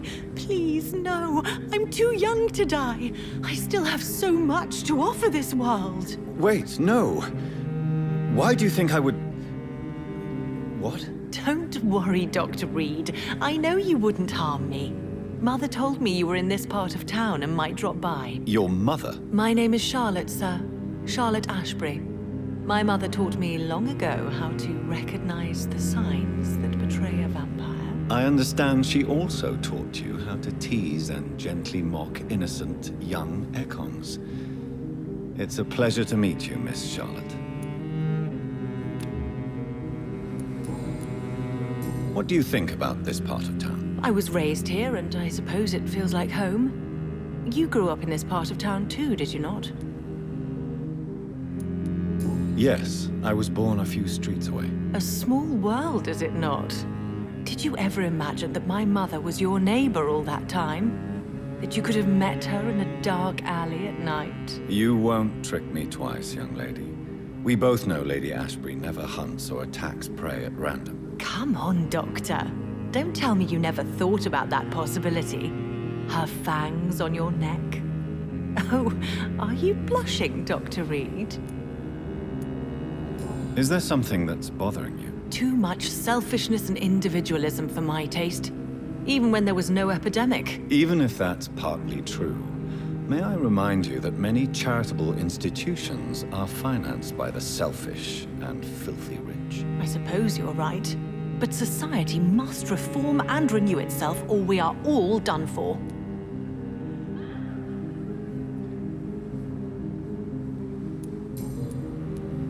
What are you doing out here? You mean, what do I do outside at night since I am a woman? Let me ask you a question, sir. Would you ask the same question of a man? Actually, yes. I ask the same question to everyone who dares to go outside at night, considering the risks. Well, if you must know, I campaign for the right to vote for all women. Why should I wait to the age of 30 years when men can vote at 21? Are you a suffragette, then? Oh, you really are Elizabeth's girl. Without a doubt. All adult women have the right to vote in the US, in New Zealand, and in Australia. But women here can't vote unless they are property owners. No need to convince me, Miss Charlotte. I have shared your opinion for a long time. Even before I met Emmeline Pankhurst. Really? Oh. Now I see why my mother appreciates you so much. Too bad there aren't more men like you in the vicinity. How are the locals reacting to your claims? People here can't wait for a wall to be built to isolate the West End from the rest of town. That's how progressive they are. If this happens, Emily and I will blow it up. Explosives are very dangerous, young lady. And who is this Emily? She is my best friend, and a suffragette too. She was supposed to campaign with me tonight, but hasn't turned up. Have you any reason to be worried about her? Recently, Emily started to believe in... well, she got interested in vampires. I'm afraid she might be in trouble. Let me guess. You spoke to her about us, didn't you? Despite your mother's warning. I think I should try to find your friend. Oh, that would be top-notch. I can tell you where she might have gone. You have my thanks, Dr. Reid. And please, don't tell my mother. Tell me about your adoption. What do you want to know? Who are your real parents? Elizabeth Ashbury is my real mother. She raised me and has taken care of me all my life. I have no idea who my progenitors are or were. Do you live with her? I still spend a lot of time in my mother's mansion, but I have my own house now. I have a life to live, you see. And one day, I'll have my death to face. How did you meet Lady Ashbury? First, I was an orphan in the institution for girls she manages in the West End. When I was 10, she adopted me, and I have lived with her ever since. Did you know she was a vampire when she picked you? The correct word is Doctor. And no, I had no idea why my mother only showed up at night. She told me everything when I turned 16, though I suspected the truth for a long time before that. What exactly has your mother told you about me? Your name and profession, obviously, and the mystery about your maker. I'm sorry to hear about what happened to your sister, sir.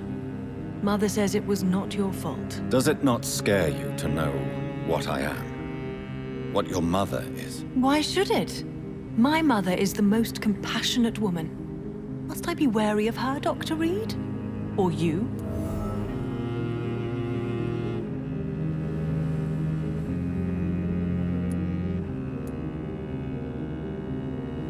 Perhaps it's wise for a mortal never to totally trust a vampire. Your mother herself told me that we Ekon are creatures of deception. Maybe it's because we seem so... alive. That may be true for a naive girl, but I have the best teacher when it comes to getting rid of an insistent immortal. Your mother is not like any other vampire I've met. I believe she thinks the same about you, Dr. Reid.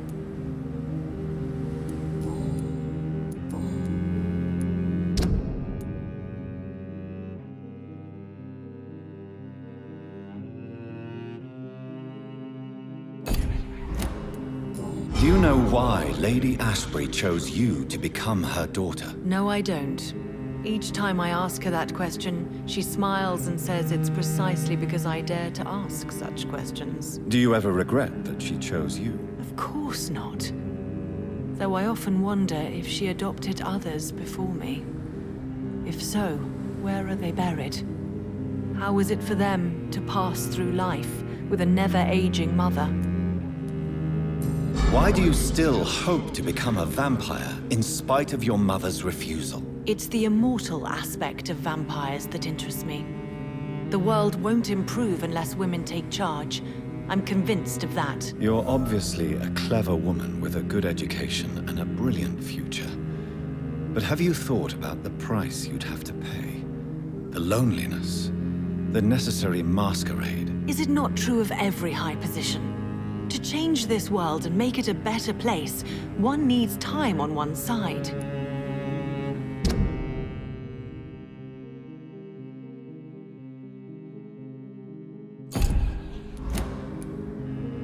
Your mother has refused to turn you into a vampire. Tell me more about it. Each time we argue, Mother expresses the same fear. She wants me to remain alive and full of joy, rather than become melancholy and immortal. She claims you can't have one without the other. It's pure selfishness. It's your mother's choice.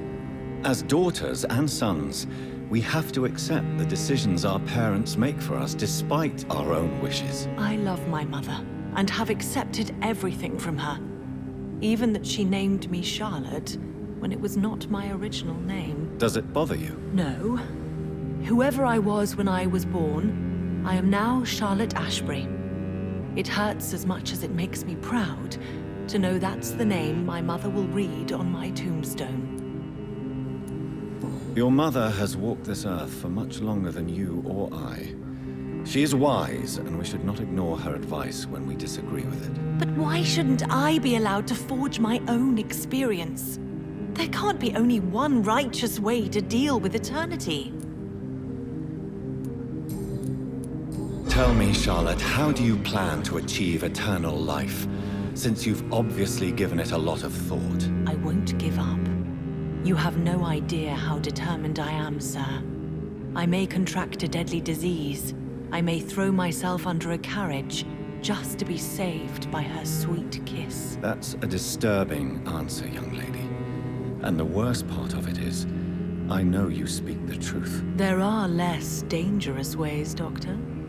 Instead of throwing myself under a horse like Emily Davison, I could just throw myself into your arms.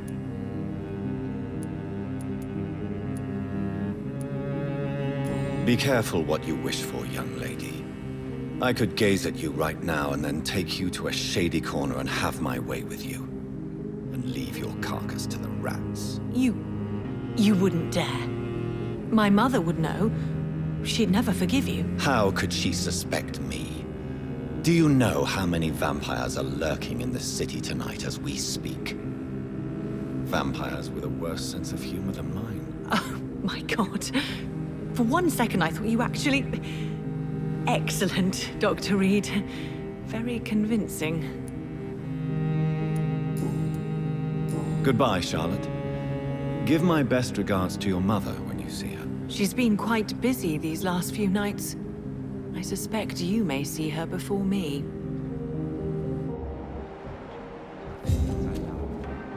The Ascalon Club. The heart of British vampire society. Not quite as subtle as I expected. It's locked. Good evening, sir. Please forgive me for disturbing you. I'm a doctor. I never judge a man by his title, but by his attitude. And you are not disturbing me at all. I am Calhoun Russell, and I welcome you. Well, I must admit, it's good to receive a warm welcome for once. I'm Jonathan Reid. Welcome, Dr. Reid. Welcome to my humble shop.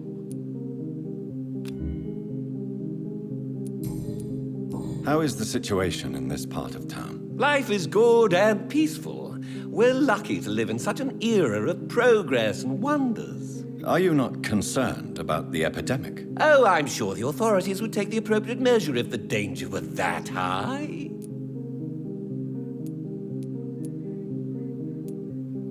You cannot expect the newspapers to expose the truth while the war is still raging.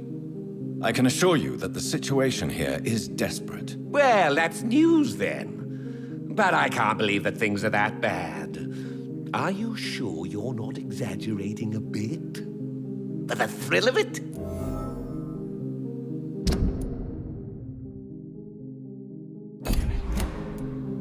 Is it not a little too late to be trading? On the contrary, it is the perfect hour. Believe me, my friend, it is always at night that you meet the most fascinating characters. But what about the epidemic? The bombs and raids? And all the random violence? Please, sir, this is London, England. We will prevail. And if a bomb must fall on my shop, then I'll be there to hear it falling. So you prefer to work at night? Oh, I also enjoy a sunny day like everybody else. But the night always has a certain je ne sais quoi of its own. What can you tell me about this place? I recently found the best steak and kidney pie in the city. I'd be glad to share the address if you want. Finding a good restaurant?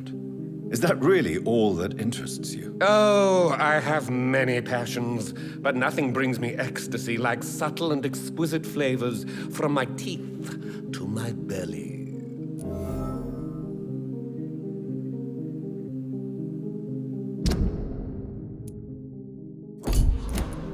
I must confess, I have quite specific tastes when it comes to nutrition. Really? Well, I'm always happy to try new exotic meals. If you ever find an intriguing table, please share the address.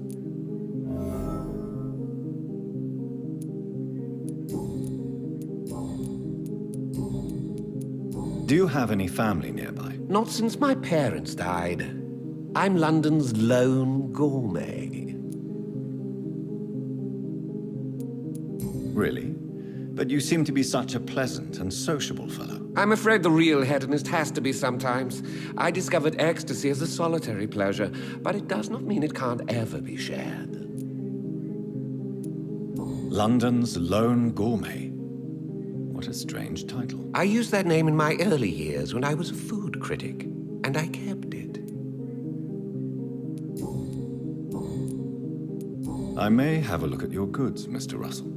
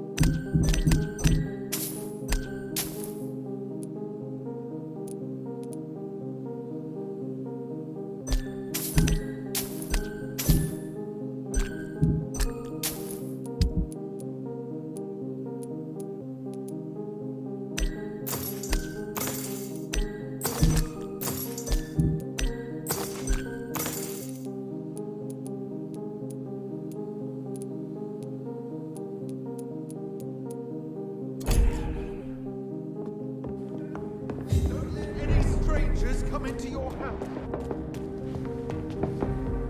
Good evening, sir. May I have your attention, please? Come on, Johnny. Don't you recognize your oldest friend? Clarence. Clarence Crossley. How are you? My God. So you survived the war too. So sorry I didn't recognize you at first. I almost didn't recognize you either. War does that to men, I heard.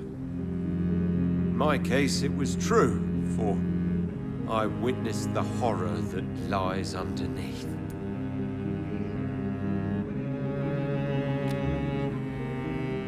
Do you need medical assistance, Clarence? It's a little late for visiting hours, don't you think? What can I say? I haven't lost my old habits. I hope we're talking about the same habits, old friend. When did you escape the war and return to London? You know what's funny? I almost never think about the war. Not anymore. I'm involved in another kind of battle now. I know what you mean. I haven't had much time to think about the war either since my return. Of course. With the epidemic, I bet you've been busy as well. Forgive me, Johnny, I didn't want to sound selfish. What is this new battle? I saw terrible things during the war.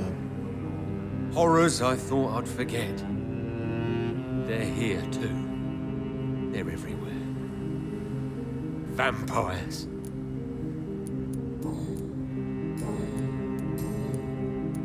How is your wife, Venus? We've spent so much time away from each other. And so many things have happened. But you're alive.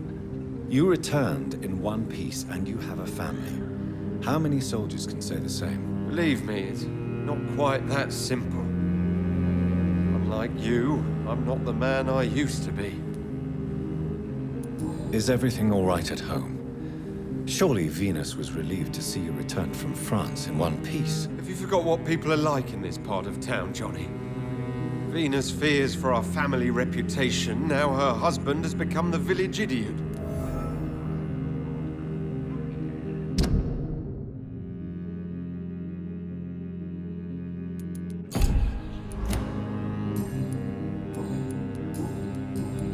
You need some rest.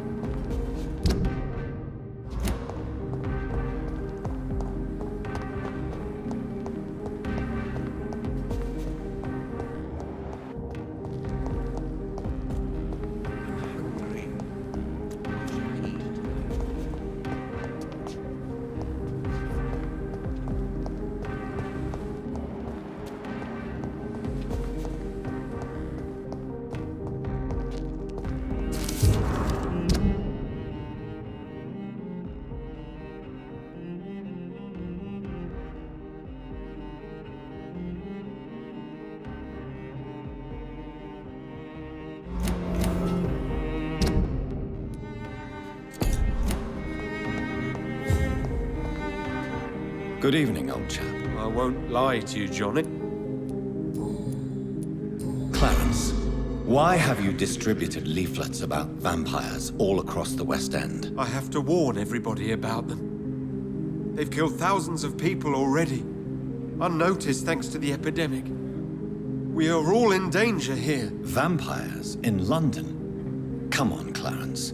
Who's going to believe that? I'm not mad, Jonathan. You have to believe me.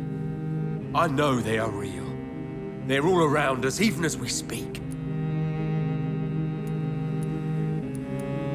Clarence, you've always been a reliable and a good friend to me. If you say you saw a vampire, then I believe you. Thank you, Johnny. Thank you for your trust. You don't know what that means to me. It's all right. But if you want my help, you have to explain exactly what happened. The first time, it was in Rouen. I saw an officer drink the blood of a soldier. I saw its teeth, saw it bite. It was a vampire, Johnny, and they're here too.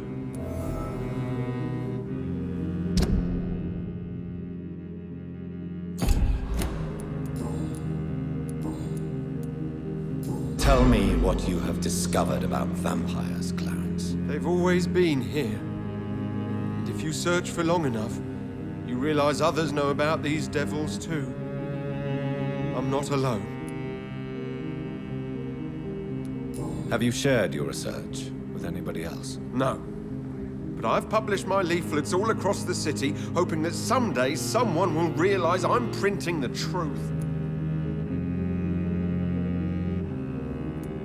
What do you mean you're not alone? Who have you met? The Guard of Prewin, the Brotherhood of St. Paul Stole, Ichabod Throgmorton. Those names always pop up when you dig deep enough. Have you spoken with any of them? No.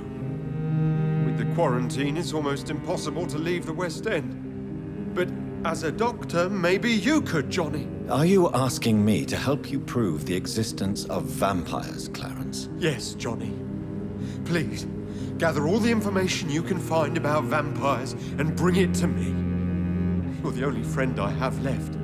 I need you. Clarence, tell me about the vampire you saw in France. I was enjoying my leave in Rouen. I left the bar, took a shortcut back to the barracks. I saw it in a back alley. An officer in a stained uniform biting into a soldier's neck. But you were drunk, weren't you? Are you sure these two men were not just kissing? Please don't insult me, Johnny. I hid, and I saw him leave. Then I saw the body, drained of all blood. I've seen the same marks here in London since I've returned. Did you ever see that officer again? No. He wore the uniform of the Royal Warwickshire Regiment. I did some research, but found no trace of him. He probably stole it from a previous victim.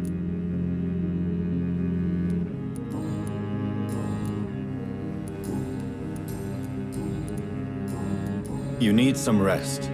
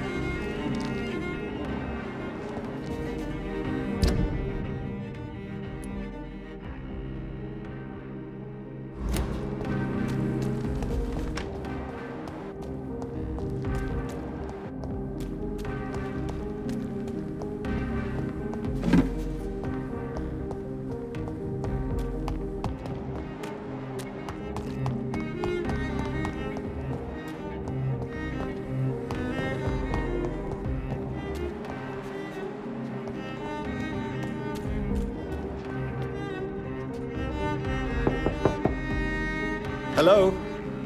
Is anyone there? Jonathan, is that you? I did not know you were back in London. Oh, my dear Johnny. I'm so sorry for your loss. Mary was such a sweetheart. Thank you, Venus. May I come in? I was going to bed, actually. Forgive me. With the epidemic, I tend to forget people are supposed to sleep at night. I'll tell you what. Come back tomorrow for tea. I'll be glad to see you then.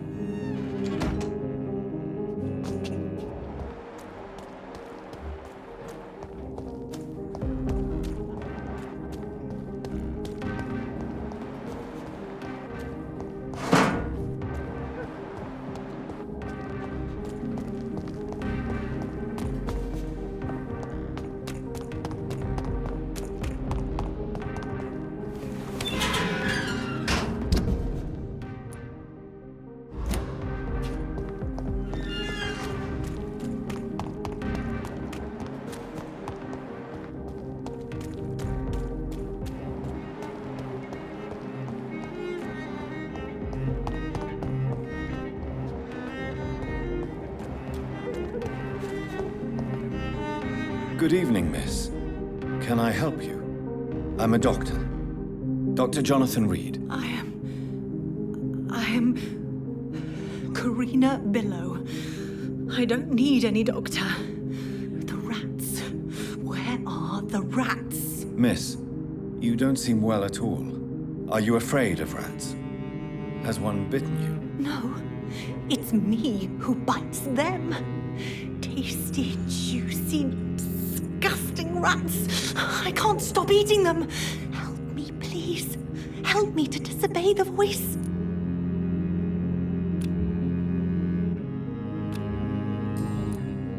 What happened to you? The rats. The answer hides in their little crunchy bones. Their juicy, tiny brains. Miss Billow, please, try to concentrate. Why do you worry about rats so much? The voice in my head. He forces me to do so. Drink their blood, he said. Eat their flesh. Do you feel compelled to obey that voice, Miss Billow? Even if you're loath to submit to it? Yes. Please. Help. Tell me about the voice in your head. Who is it? Can you describe it? Is it someone you know? Someone you met? Keep your mouth shut, he said. Don't ever speak about me, or I'll abandon you. Help me, please, Doctor.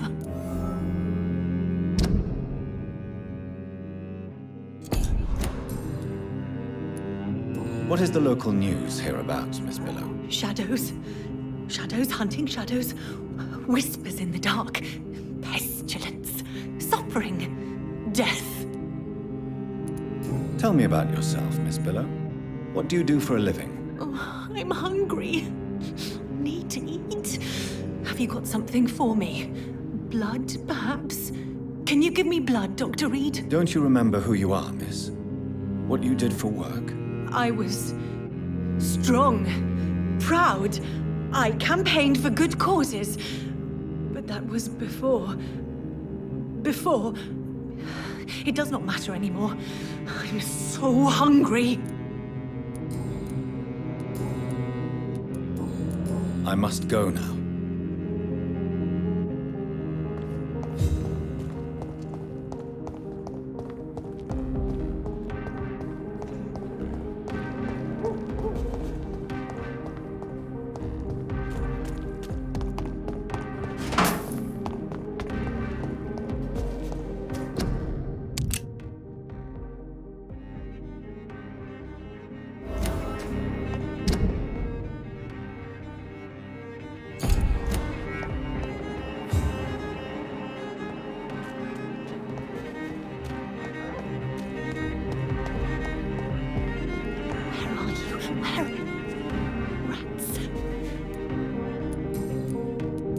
Tell me about vampires, Karina. You must have met one recently. He promised he would help me, give me immortality, make me escape this world of death. He promised. Who is he? How did you meet him? I can't tell you, Doctor. He won't let me. Karina, I order you to reveal to me the name of the vampire who took control of your will. Speak their name. Don't you dare interfere with my game, Ekon. Go find yourself your own toy and let me play with mine. Who are you? Reveal yourself. Let this woman be. Why? What would be the fun in that? It's so amusing to see her defile herself, one bite at a time. This vampire is as powerful as he is wicked. Help me, please, Dr. Reid. Help me.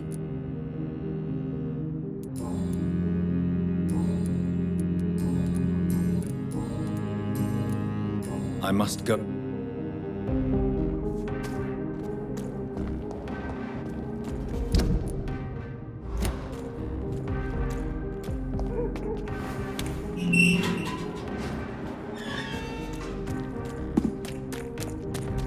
It's locked.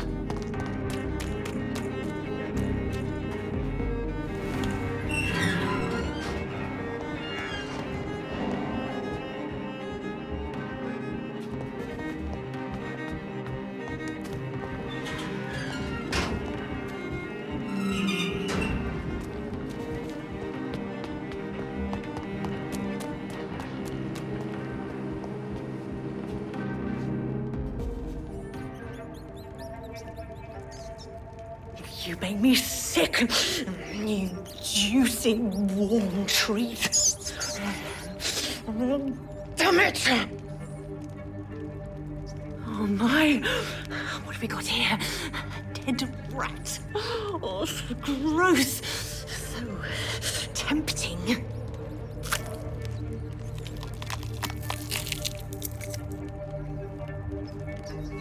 Eternal life. Through the blood of the lesser beasts, he said. Oh, dear God, help me.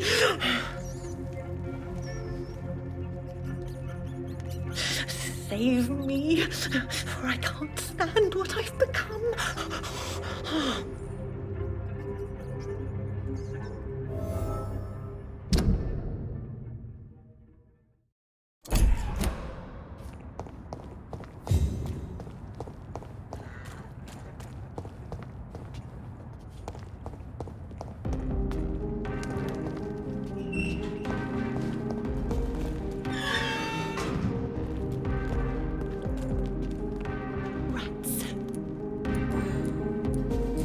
Why do you eat rats, Karina? Their flesh contains the path to immortality.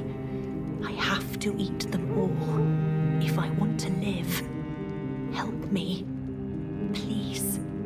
Make it stop. I don't know if I can, miss.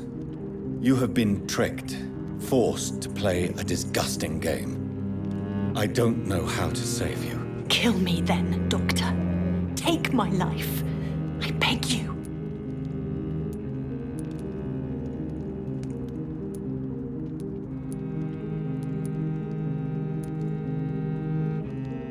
I can't do that, Miss Billow. I'm a doctor. I won't kill as an answer to pain or suffering. Never again. It is my decision. If I could, I'd do it myself. You're a doctor, but also a vampire, aren't you? Kill me, please. Make it stop. Tell me what really happened to you, Karina. He was so handsome, so charming. He asked if I'd obey him in every way. I said yes. And then he...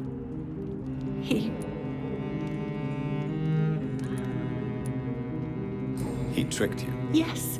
He has promised me eternal life. And now I must eat these rodents for attaining it. But of course, it's a lie.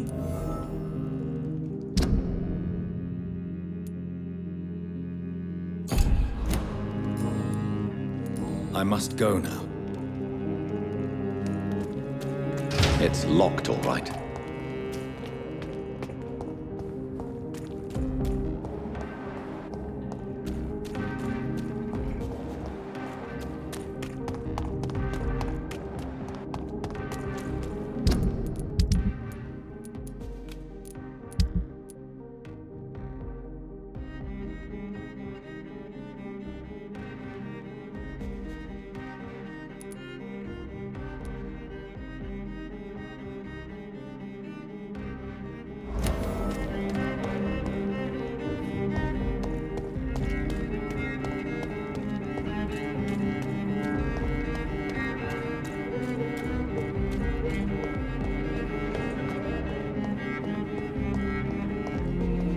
I'm sure Kaloon Russell has no interest in such a conventional menu.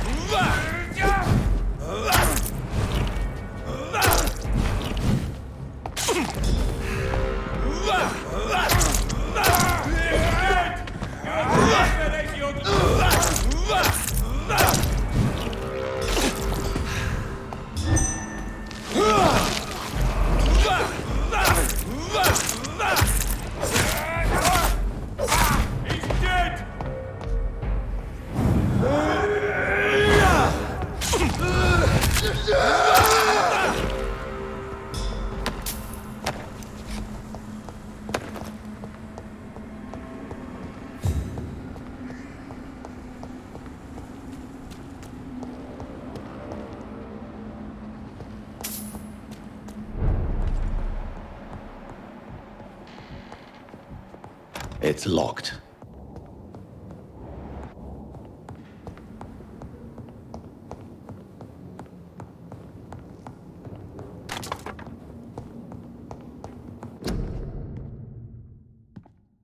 A restaurant where the guests are blindfolded before being seated.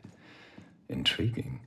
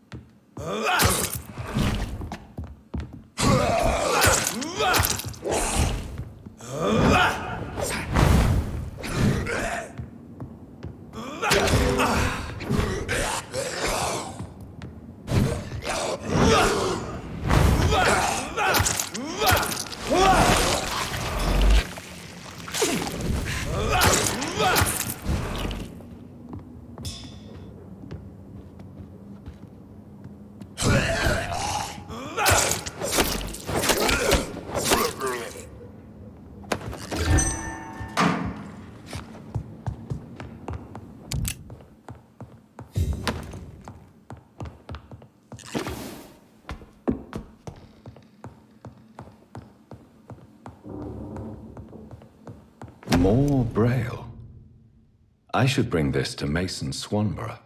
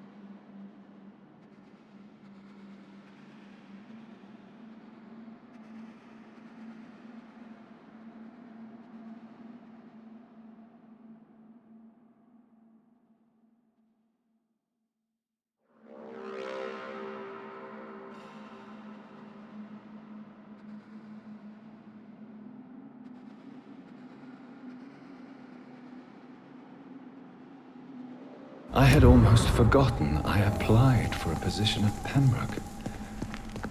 It was so long ago.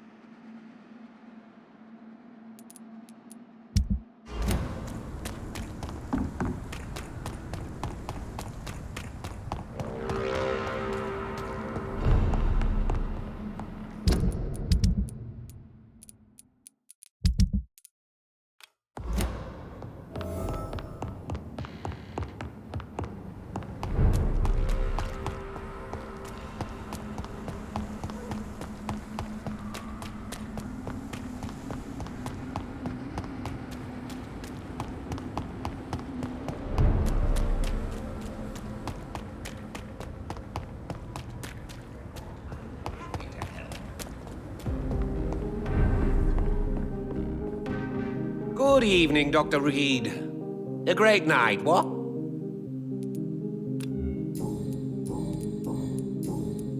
I have found a restaurant that could satisfy you, Mr. Russell. The most intriguing and exotic restaurant in London. Really? You have piqued my interest. Where is it? It's a place where you eat in complete darkness and try to identify your meal without anything but your palate. My, oh my, how interesting. It could even be fun to eat a little poisson et fruit that way. Oh, thank you, Dr. Reid. Please, have this for your research.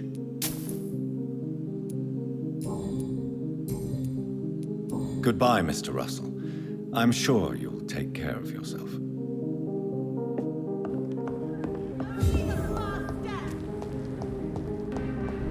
Support the equality between men and women.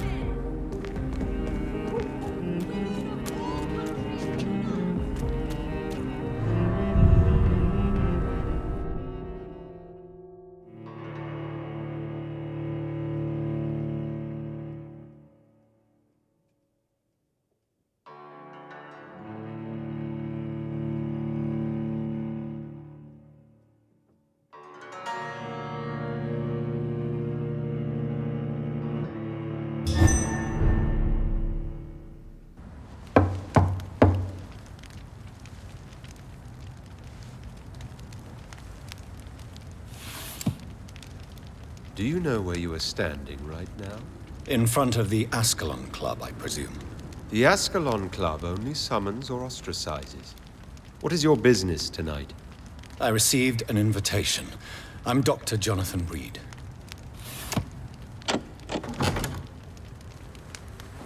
Welcome to the Ascalon Club, then, Dr. Reid. Please proceed. Lord Redgrave is waiting on you upstairs.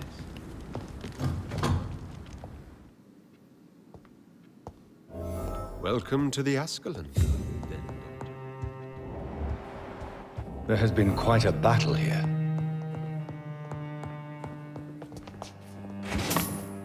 I'm sure the Ascalon Club has the money to replace the furniture.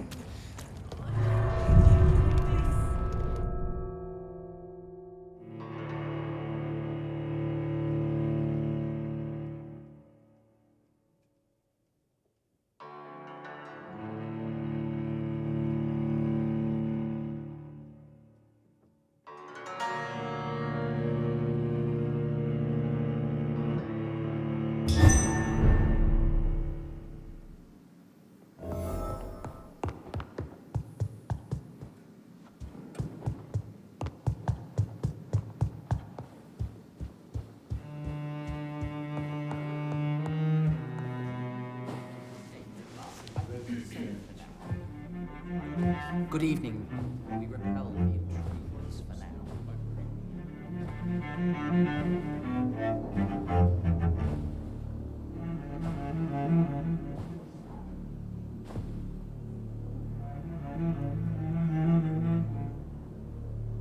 My good friends, if I may have your attention. Behold our visitor, the good Dr. Reid. Newborn of blood so pure and strong that even my friend Fergal Bansher was no match for him. Here, here, here! Come forward, young Ekon, for we have so much to discuss. Welcome to the Ascalon Club, Dr. Reid. I am Lord Redgrave, Earl of Bristol and chairman of this exclusive association. Lord Redgrave. At last we meet. I've been eager to make your acquaintance. I've heard some astounding things about you. Please accept my condolences for your loss, Dr. Reid. Thank you, my lord. Lady Ashbury expressed your wish to meet me. Yes. The lady has always been a useful acquaintance, though not always reliable. Is she a good friend of yours?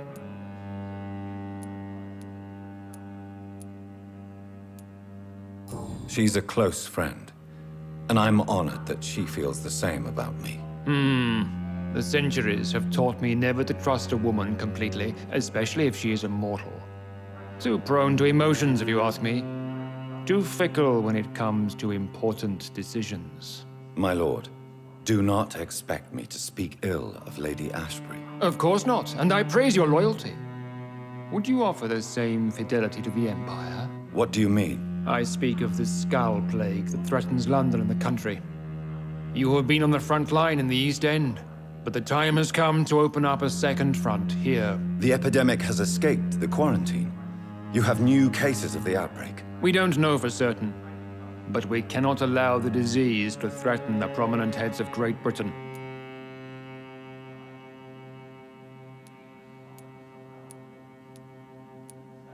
Why do you suddenly need me? The Ascalon Club only recruits the best, and you definitely fit the bill. Your scientific and medical reputation alone would qualify you as a candidate. You want me to find possible sources of the outbreak in the West End.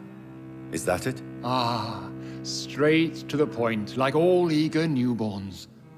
We shall have time to talk about all this, Dr. Reid, but first, I should like to get to know you better. Talk? Is that the only reason you asked me here? Well, no. I also wanted to meet the intriguing Ekon, who made such a powerful progeny of his sister. You have not learned the name of your maker, am I correct?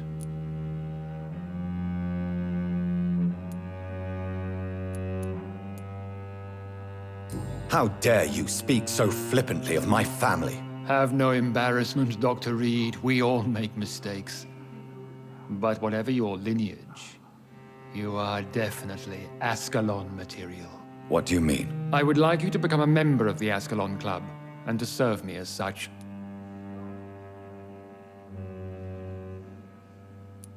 Before I accept, I have so many questions. Please ask. What does it mean to be a member of the Ascalon Club? It means that you swear to protect the interests of the Crown, that you become a loyal servant of the British Empire. Do you have any official recognition from the government? A charter from His Majesty the King? No. Of course, the Ascalon Club publicly supports the Empire, but the true nature of its members remains a secret. Am I supposed to follow orders? As founder and chairman of the club, I alone am entitled to make demands of our members, and I do appreciate obedience.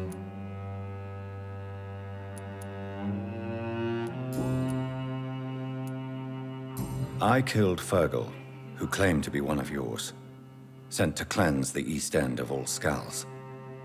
Will his death be an issue? Do not worry. My priorities have changed.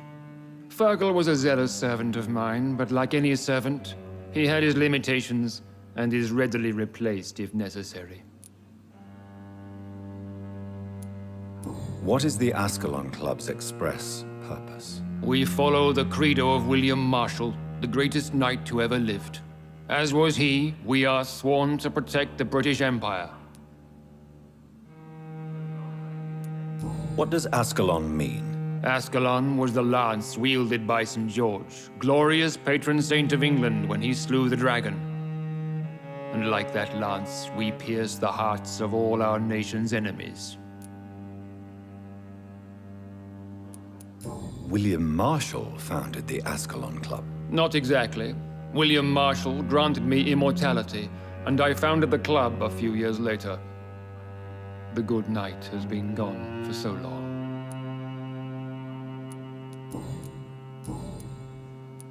I agree to join the club. This is good news. Good news indeed in these crucial times. Let's inform the Assembly formally and proceed with your initiation. My initiation? Fear not. Nothing fancy nor dangerous. It is just that we, the members of Ascalon, believe that tradition and custom are the backbone of this country.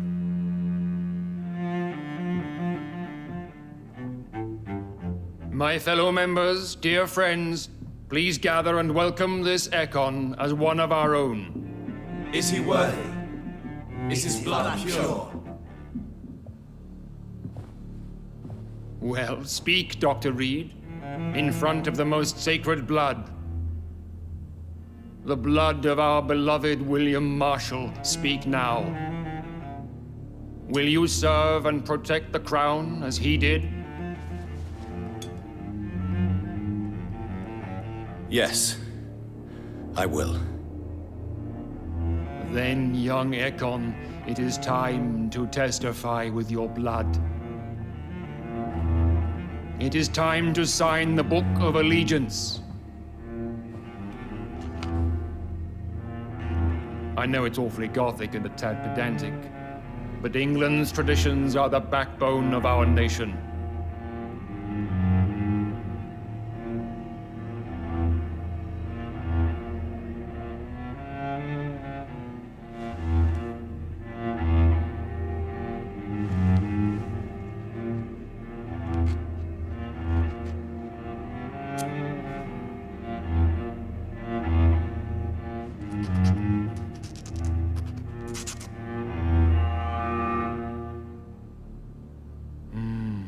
Delightful.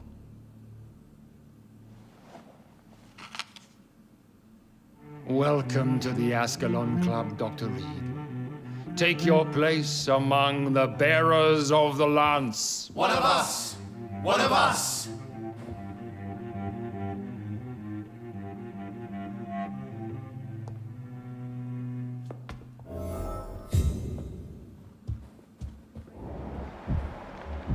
I personally went patrolling last night in the West End, and I spotted at least 2 foreign Ekons.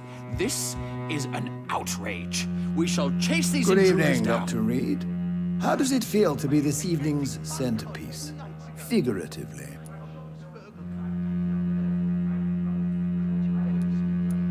It's quite unsettling.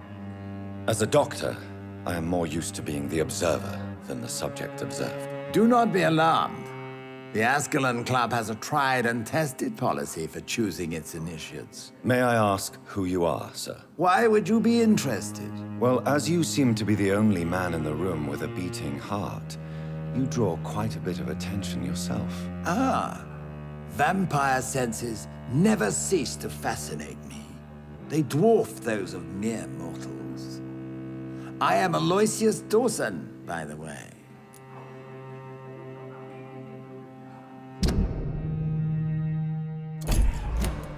Are you a member of the club? Yes, I am.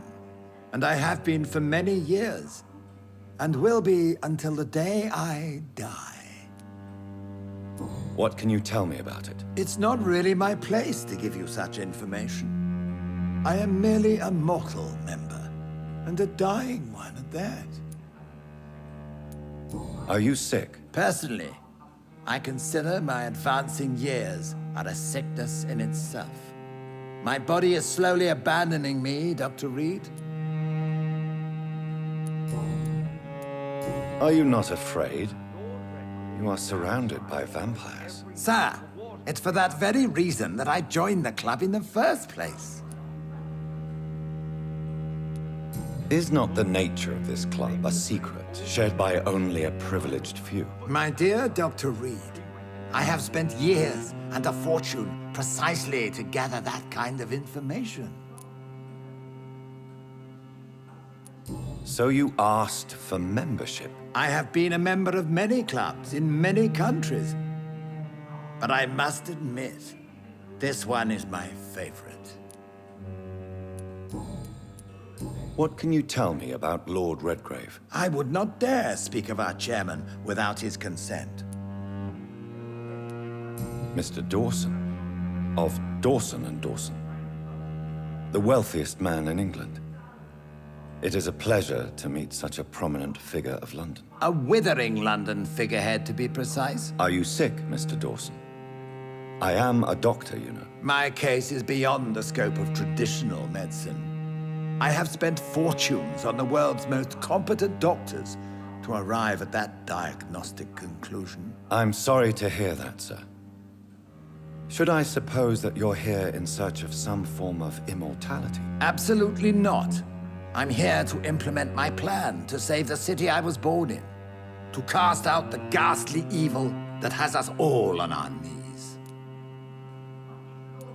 What do you know about the Guard of Priwen? I should not say this, but I admire their commitment. This is what the nation needs right now. But they are our enemies. They are not mine, Dr. Reid. Would you help them? No. There is a time for such methods. But brute force will not be enough to fight this plague. We have to think differently. What is the situation like in this part of town? I am sure Lord Redgrave will enlighten you more effectively than I. Money cannot solve every problem. This mysterious epidemic is going to require more than money can buy. You're right. Money is nothing unless one has the will to wield it. I have a plan, sir. A radical one that will save all that is essential in London. What is your plan, then? Quarantine and barricades are futile. What we need is a wall. A formidable, unscalable wall to isolate the deserving from the infected masses.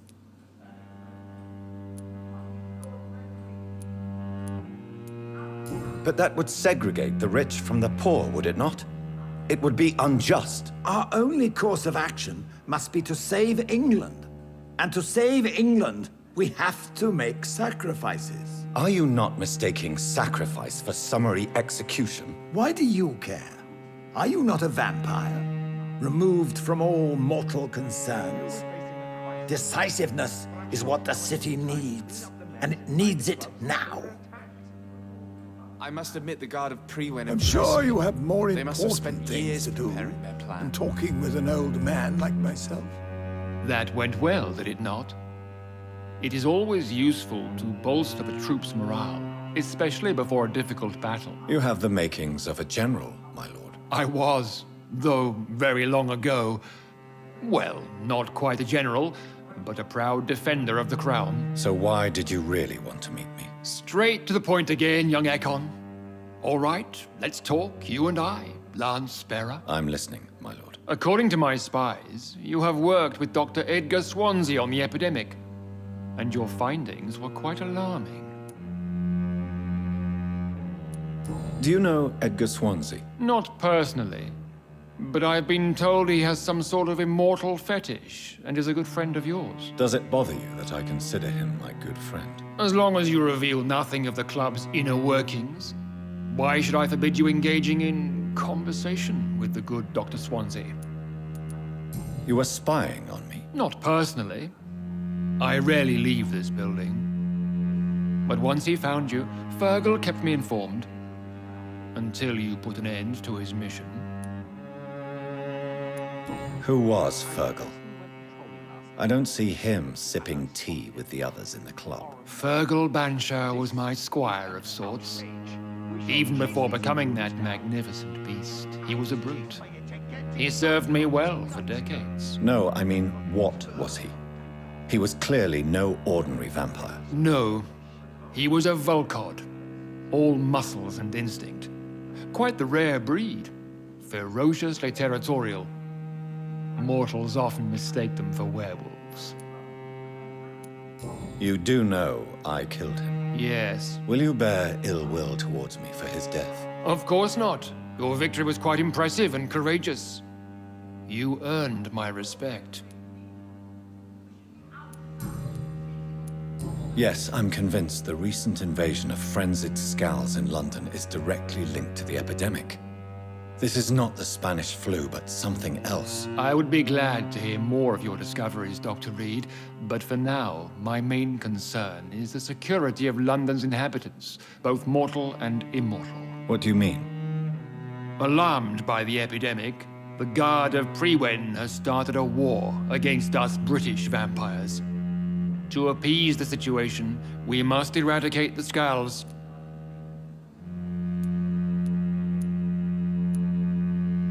I have met peaceful and wise skals. To exterminate them means we are no better than vampire hunters. Skals are hideous, shameful creatures that give all Ekon a bad name. So, what do you want me to do? I want you to investigate the city thoroughly. I have reason to fear there are cases of contagion in this part of town. Our absolute priority is to find and cleanse them. And how would you like me to proceed? By all means necessary, Dr. Reid. You are now a member of the Ascalon Club, and you have carte blanche. Interrogate the locals, follow all the leads you find, and get results.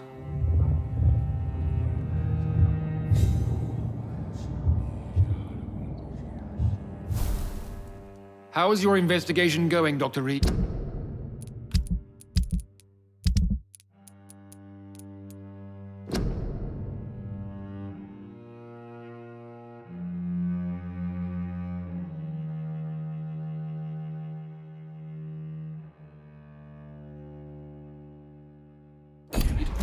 Time is our enemy. I have a few questions for your lordship. All right, but be quick. You made me swear on the blood of William Marshall during my initiation ceremony. Why was that? William Marshall was the most glorious knight who ever lived. He served 5 kings, and was a living example of probity for all. And he was my maker. William Marshall was a vampire? Is this some sort of joke? Wait. Could he be my maker? That would be joyful news, for it would mean he still walks among us. But alas, the great knight has left this world for good. Why is his blood so sacred to the Ascalon Club? He was simply the greatest defender of the realm we have ever known. I fought by his side at the Battle of Preston, and he made me his progeny following the fight. May I ask you about the mortal who attended my initiation? Mr. Aloysius Dawson. A member of the club does not normally ask questions about other members. We trust each other mutually. So he really is a member, then? Indeed. Only the most eminent members are allowed to attend such ceremonies. Even if I admit some of us fled during the first hours of the Great Hunt.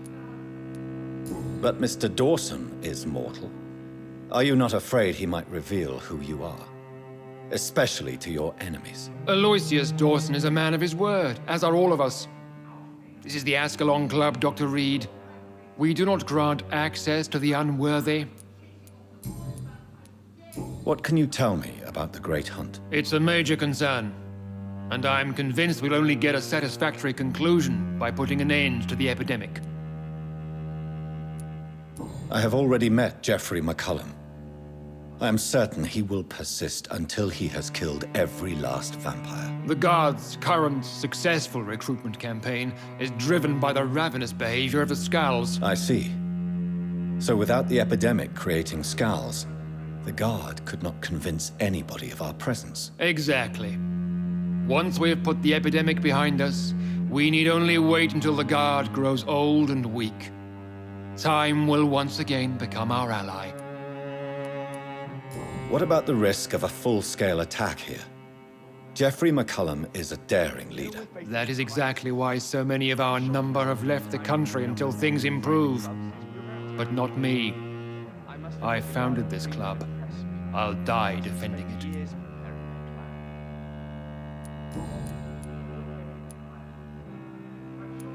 Goodbye, Lord Redgrave. Godspeed, Dr. Reid. We are counting on you.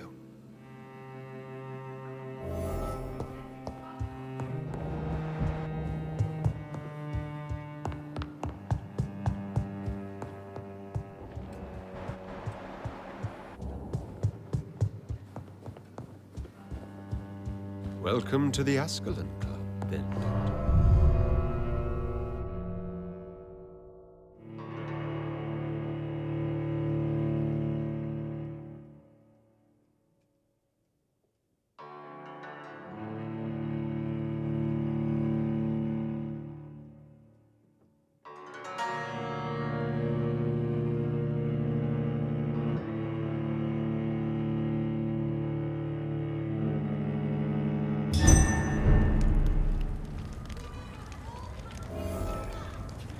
I think Lord Redgrave just suggested I was sired by an ancient vampire.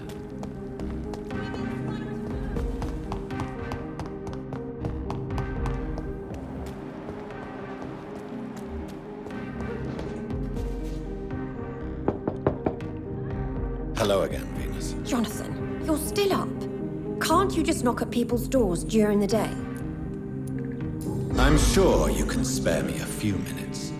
For old time's sake. Of course you may enter, Jonathan. I remember when Mary came here with her husband and her son. They were such a wonderful family.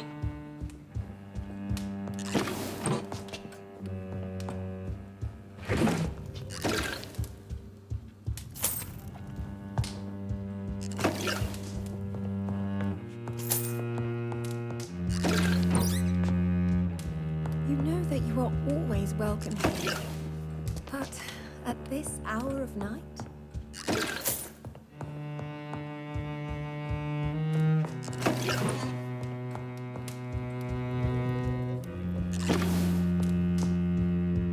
I'm so...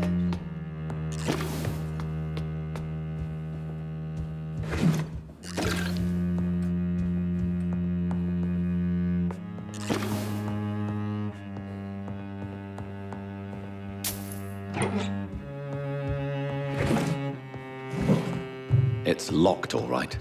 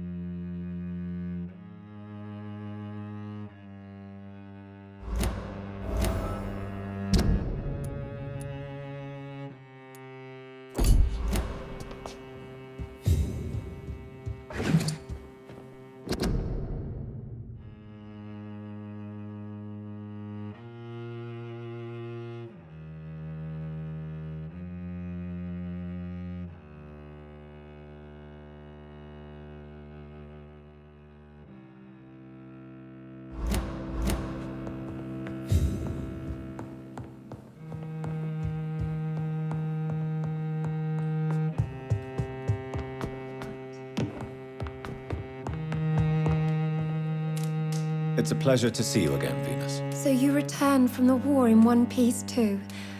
Thank God. My Clarence is back home too. How is the old rascal? Probably outside, chasing ghosts and chimeras. Clarence has changed a lot since he returned from the war, you know.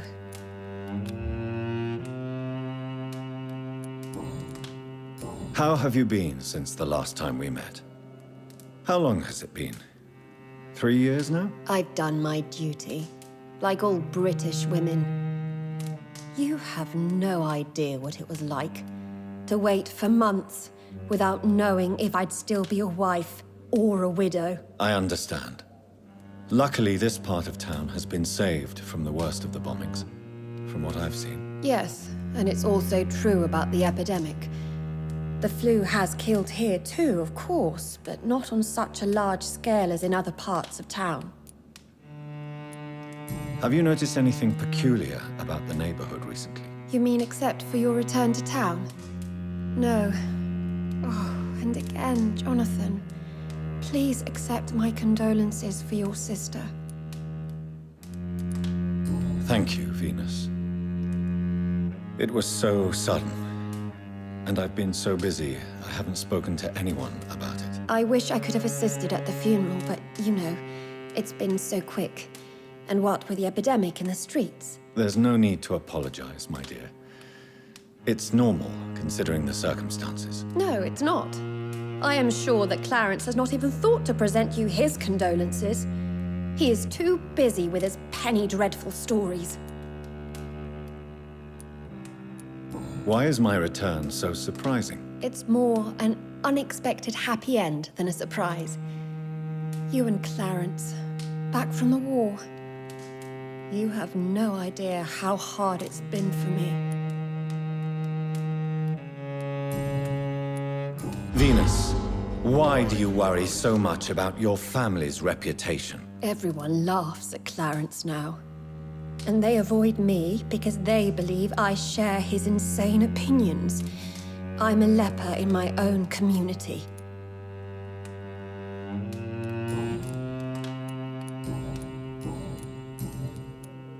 Tell me about Clarence's obsession with vampires. It drives me so crazy it makes my stomach hurt. I was so relieved to have him back. But I quickly realized he'd lost his mind in France. I understand your irritation, Venus.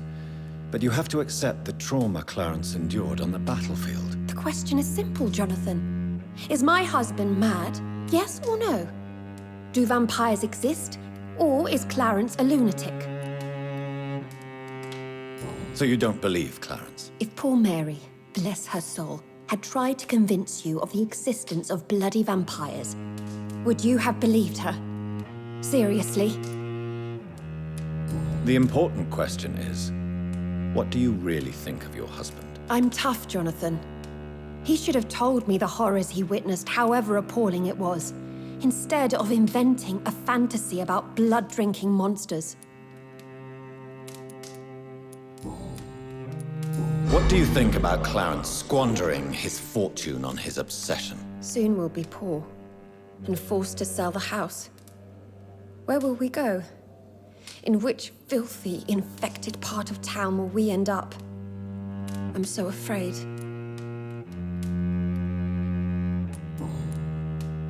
I'm investigating the source of the epidemic in this district. Have you noticed anything unusual? The McPhersons. I heard they locked themselves in their own house. They could just be afraid of getting sick. Perhaps you're right. But if I were you, I'd pay them a visit. A big house, reachable through a courtyard, to the north of the railway bridge. You know that you are always welcome here. But at this hour of night?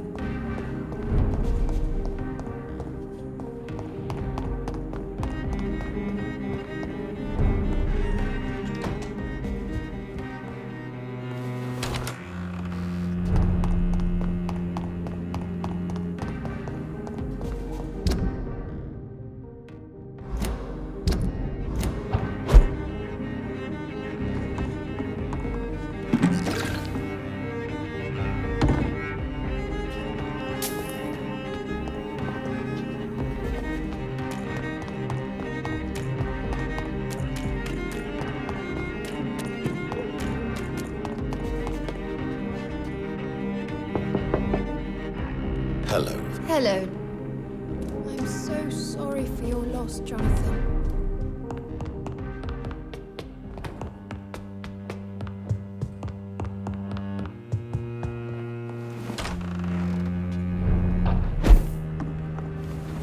No invitation is needed to enter this building. That can't be a good sign. No sign of a struggle. It seems Charlotte's friend knew the killer and let him in.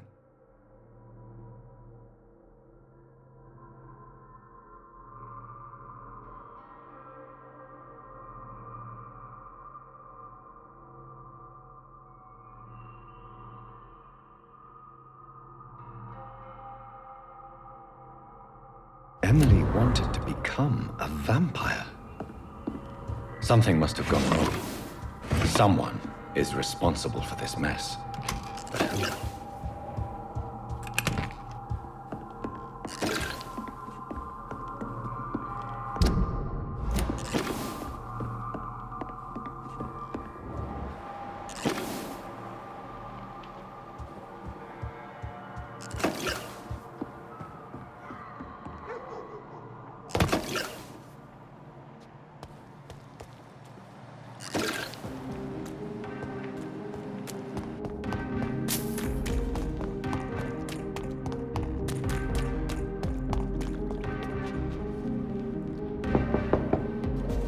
Hello. You know that you are always welcome here. But at this hour...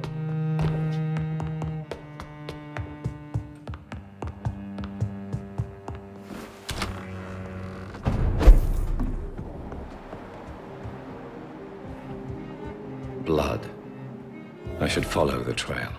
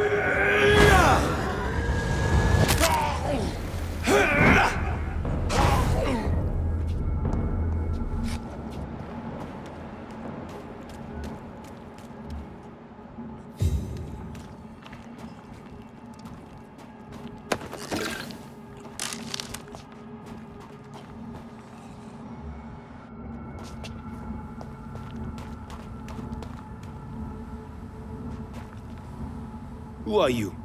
What are you doing here? I could ask you the same question. I'm the Marquis de Bois-Colombes, and I strongly invite you to find your own game, sir. I'm not here to sustain myself. I'm currently investigating the death of a young woman killed by a vampire. A young woman killed by a vampire?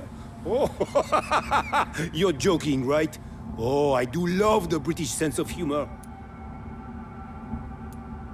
And who exactly are you?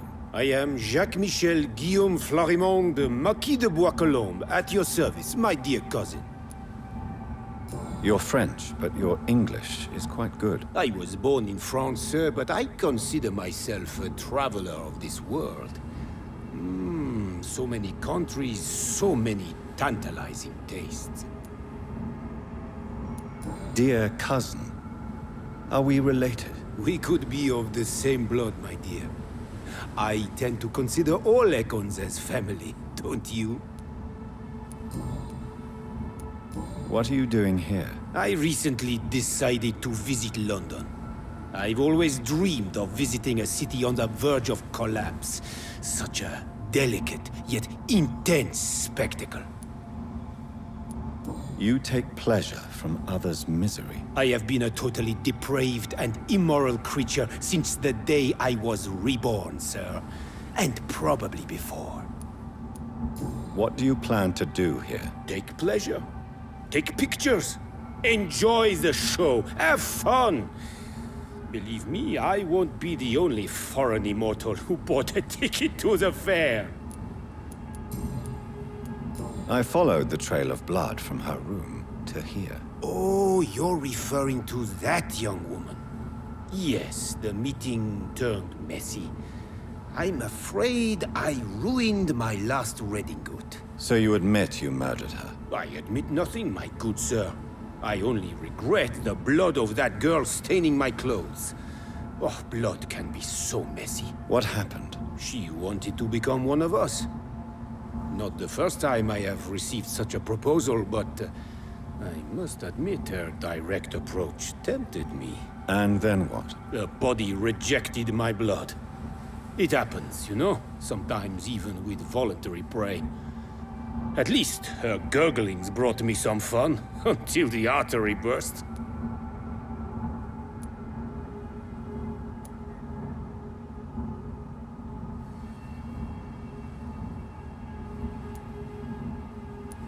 I believe you, sir.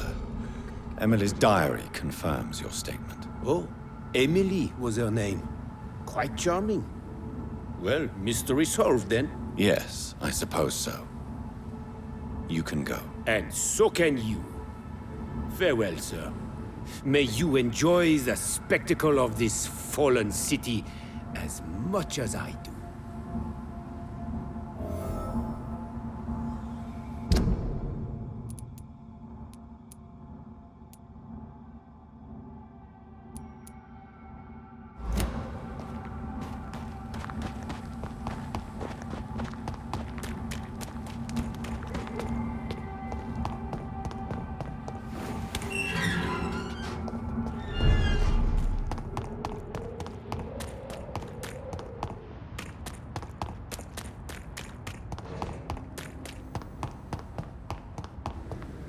It could be someone you know.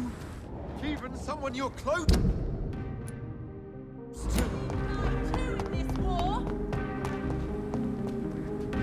Good evening, Miss Ashbury. And good evening to you, Dr. Reid. I have found out what happened to your friend, Emily. I can handle the truth. There's no need to hide the bloody details. Your friend was planning to become a vampire. She thought she'd met an honest one and made a deal with him. Unfortunately, Emily did not survive the process. My mother told me many times about the risks of being turned. I often suspected she exaggerated the danger to avoid me being tempted. No, the risk is real. Have you any idea what a body has to endure? To become an organism entirely consumed by its need to process and recombine blood? I should never have talked to Emily about vampires. I never thought she'd actually try it without me. Thank you, sir. Here, take this for your discretion.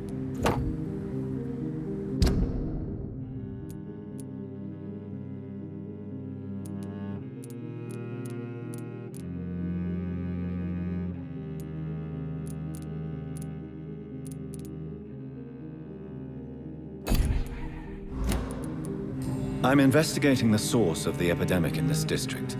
Have you noticed anything unusual recently? A few days ago, I spotted a strange house while campaigning for women's suffrage. Awful smell. No answer when I knocked. Where is it? It's the Mullaneys, a nice family who live in a big house near the park in the eastern part of this neighborhood. Goodbye, Charlotte. Give my best regards to your mother when you see her. She's been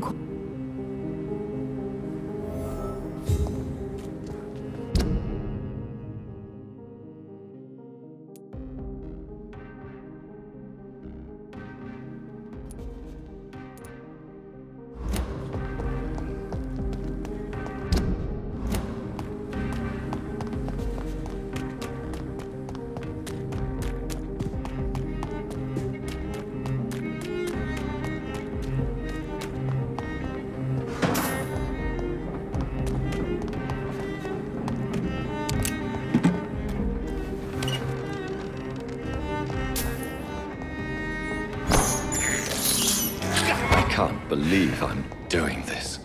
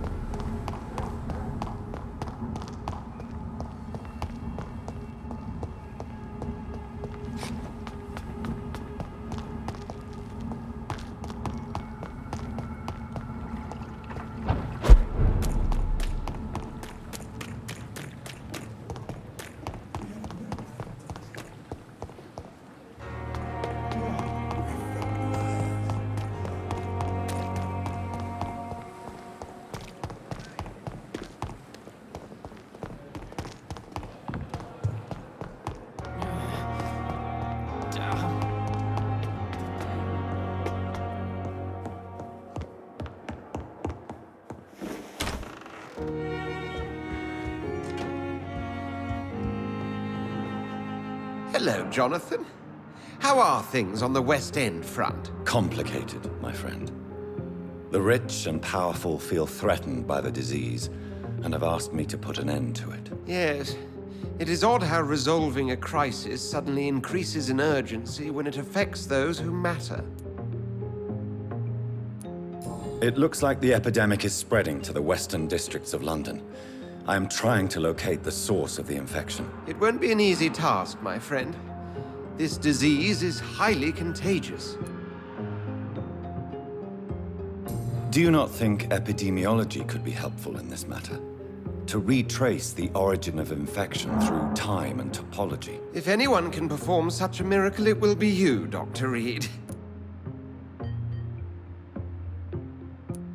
Since this epidemic is evidently linked to the vampire curse, we must find the original carrier to understand where it comes from. I admire your logic, Jonathan, but be careful. Rationality, when it comes to your kind, is not always a reliable lens. Does the Brotherhood of St. Paul know anything about the Ascalon Club? Well, I'm afraid that's unlikely. Ascalon is a sensitive topic, and whatever material the Brotherhood has, I may not have access to. Who could answer me then? Usher Talltree, our current primate, may be the only one able to answer you. He's a discreet man who lives in the West End. Do you know Aloysius Dawson, the famous tycoon, is well versed in vampire and occult knowledge? No, I did not. But that is no surprise. For half a century, it has been quite the trend for English nobility to join secret societies and occult circles. But Aloysius Dawson is only a rich merchant. Yes, richer than Croesus. Wealth is more respected than title these days, even in England. Did he contact the Brotherhood of St. Paul? Try to join your group? It would not surprise me, but I am certain he's never been a member. Thank you for your...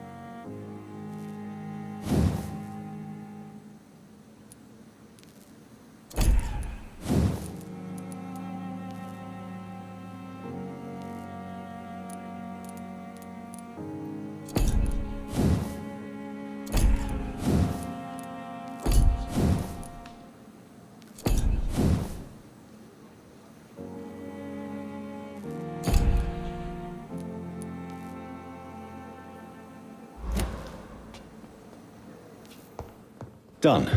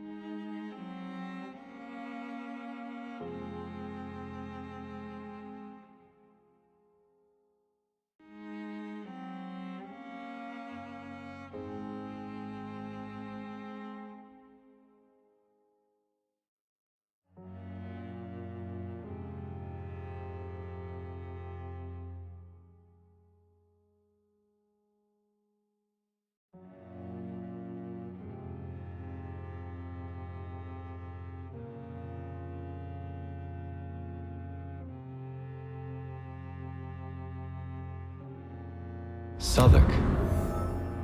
My departure for France as a promising student. My return as a brilliant surgeon, about to be killed. Transformed.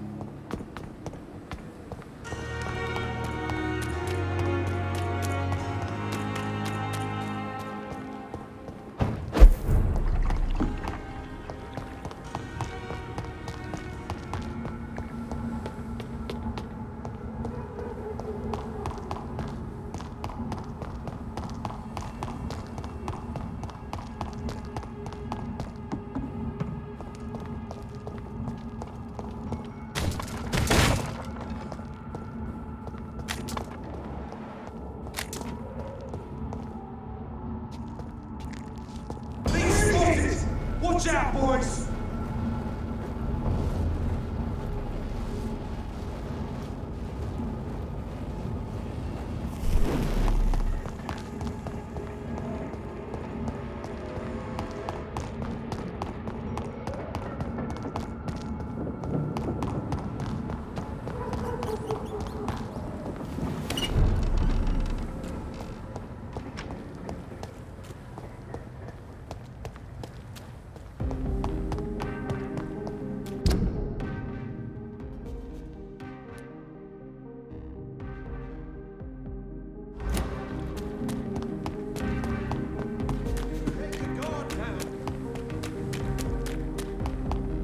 Women die too in this war!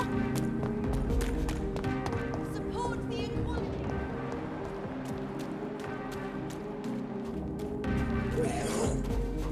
That building is under quarantine. Could this be what I'm looking for?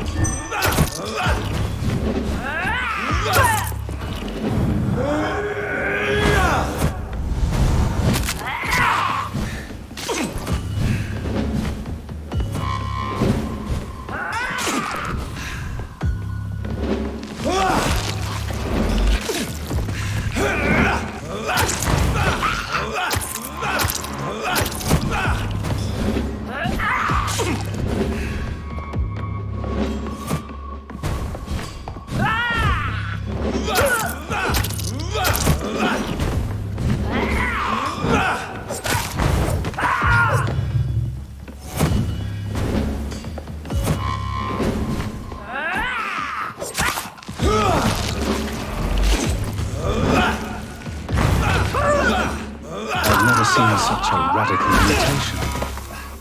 Could it be a new stage in the disease's evolution?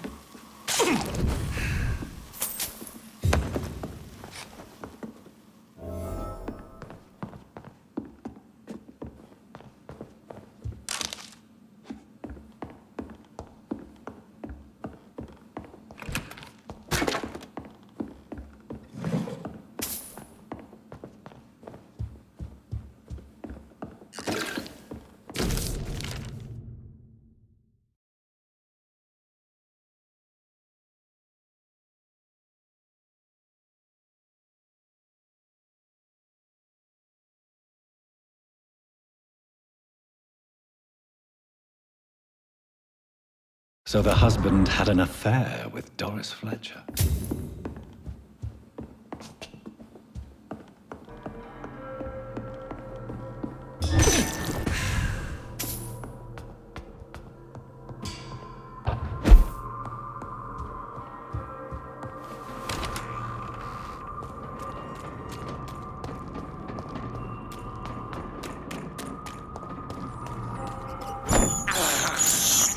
I can't believe I'm doing this. I have this thirst for blood. I can't believe I'm doing this.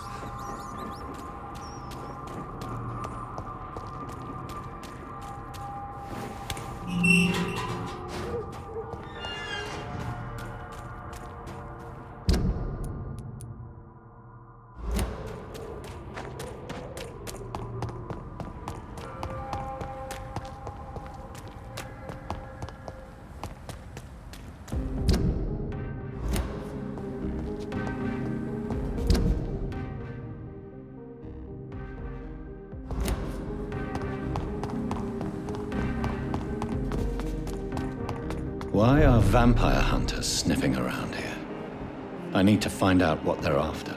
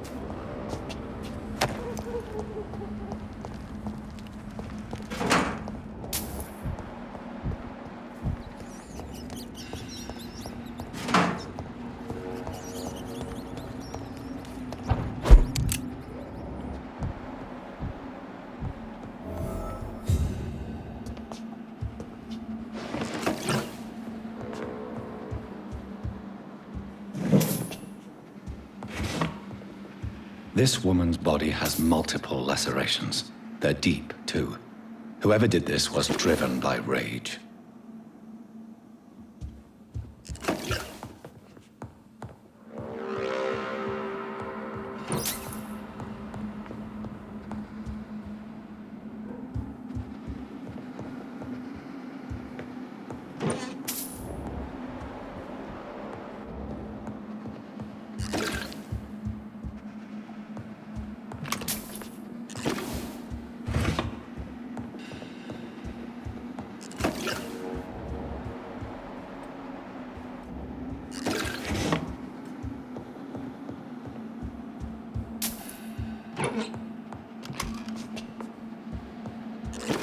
He had his tongue removed and his eyes gouged out. He was a victim of brutal torture.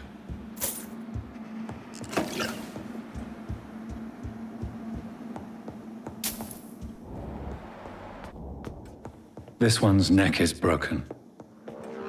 He was young. Probably the son.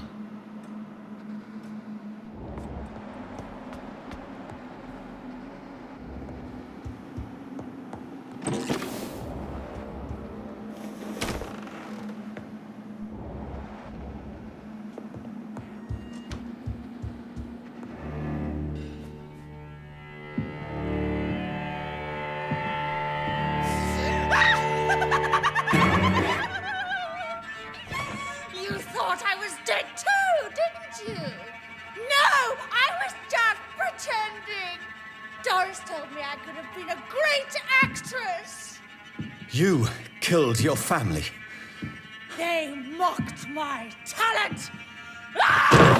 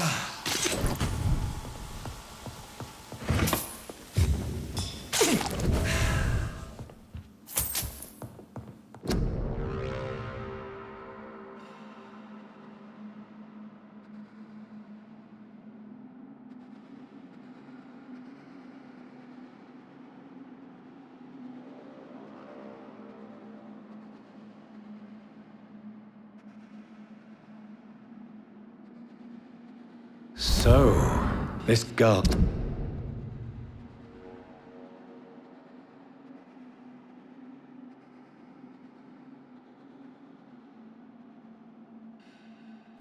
took lessons at the famous Doris Fletcher acting school.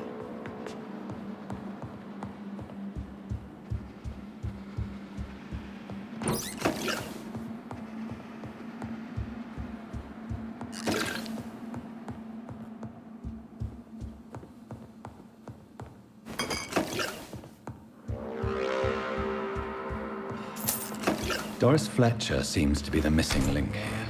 It can't just be a coincidence. I should go to her acting school.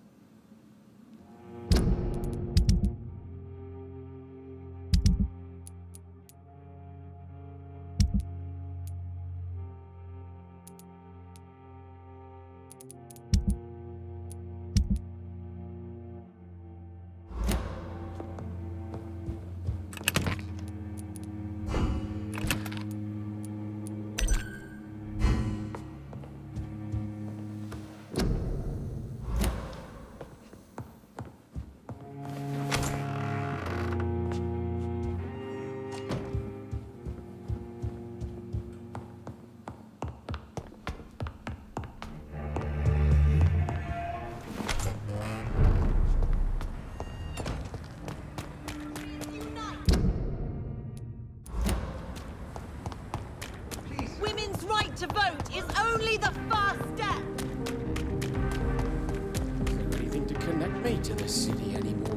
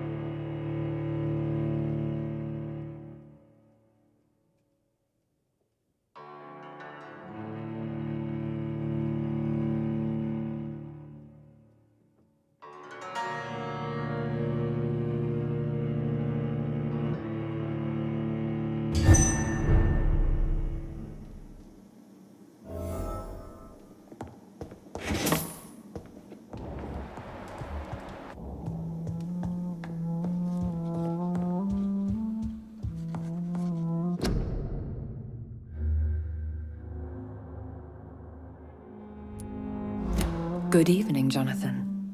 How are you? I'm still investigating from inside the Ascalon Club. Can we talk? Of course, my dear.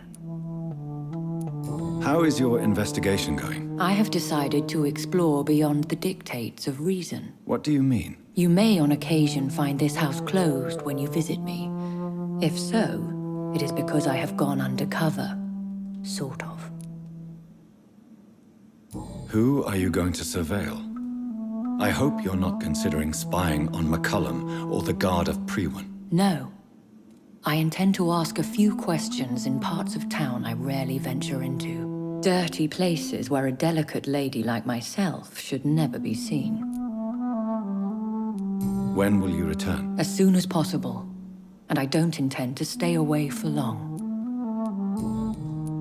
I have investigated new sources of infection, and I may have found a new type of skal. One suffering from heavy mutations that is extremely contagious. Skals come in various forms, you know. They are simply degenerate versions of their makers. I believe these families are different, and I'm currently pursuing a lead. I know I can find the true source of contagion by finding who created these creatures. That would be great news. Be very careful, my dear, when dealing with such creatures. There are many paintings adorning the walls here. Yes? Did you paint them? No, my dear. But some of them. I have had a long time to learn from the best. I'm currently working on what could be my greatest masterpiece. What is this masterpiece? Your portrait, my dear Jonathan. It will be my gift to you, if I ever have time to finish it. Have you met any famous painters? Are you trying to divine my age by cross-checking historical dates, my dear? That's a devious parlor trick. Well, Elizabeth, I tried my best. Don't I deserve some reward at least? Well, if you must know, I even posed for the greats. Now that you know it, you may recognize me when visiting museums.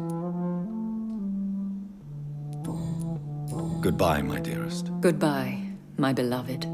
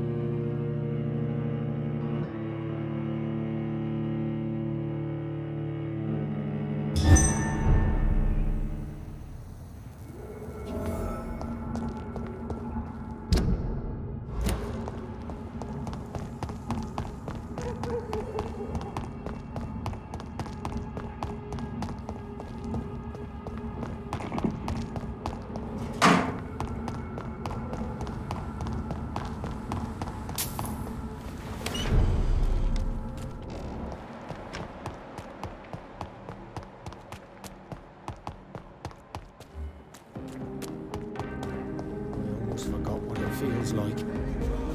We meet again, Mr. Kimura, in a more peaceful situation. Dr. Reid, still visiting London by night? We must both be nocturnal animals, you and I. After your captivity, I thought you'd be more cautious. Breathing the cold night air helps calm my mind, sir. I've had the most frightening nightmares since I escaped that filthy jail.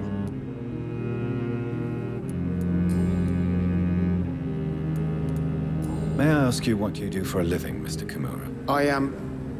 I was a landlord. A wealthy one. And not a very kind one, I realized recently. Why this sudden epiphany? Is it because of your near-death experience? I was already feeling nostalgic about Weymouth, my hometown. With recent events, I'm thinking about going back there.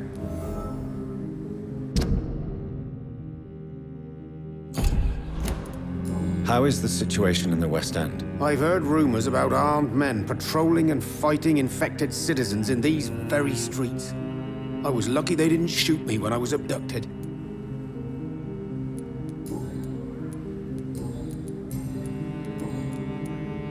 Why are you so nostalgic for your hometown, Tadao? I was focused so much on making money, I almost forgot that my relatives and friends are threatened by this epidemic.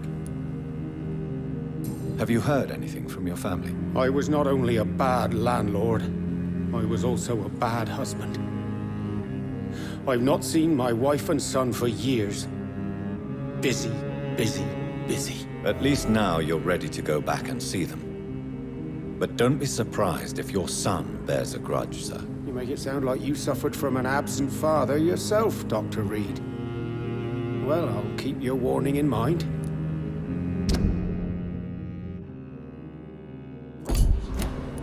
Have you no friends at all? Over the years, I'm afraid my greed turned me into my friend's adversary, while I became friends with my professional rivals. Those you grew up with didn't share your views on money and success. Would you believe I was once a member of poetry circles and an astronomy club?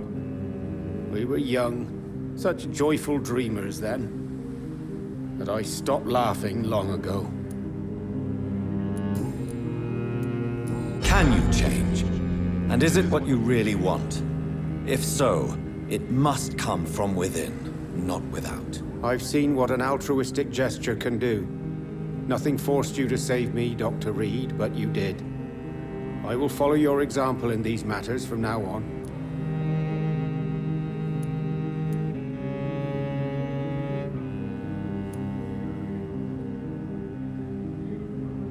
There is no need to thank me. Rescuing a London citizen should not be out of the ordinary, though I'm afraid it may appear so in these difficult times. You did not only rescue me, you fought for me. You put your life in danger to save me. That's quite extraordinary. How will you cope if you're attacked again? I don't know. I've heard about these men and women who patrol the West End every night, chasing criminals like my abductor. Maybe I should join them.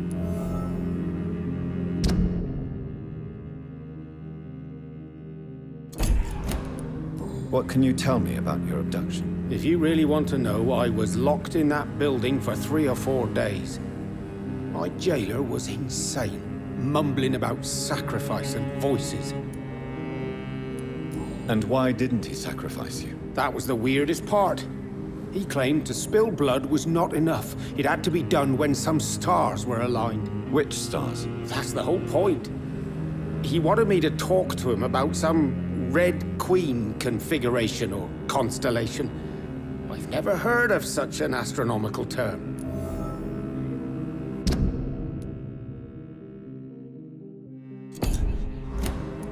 What did he say about voices? He constantly whined about the voice of his master, ordering him to do terrible things. He wanted to silence the voice by offering blood. My blood.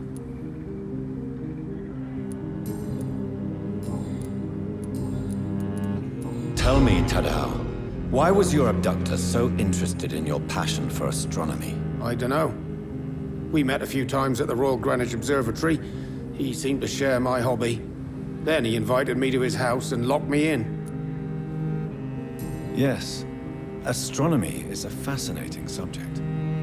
When I was a child, my mother bought a small telescope for my sister and I. We spent many a pleasant evening stargazing. Stars are not just dots in the sky, Doctor. They are the key to our understanding of the cosmos. They remind us how insignificant we are. You're right. But children love magic and stories. I remember our mother told us constellations have the power to protect us. Protection by the light of the stars. That's sweet.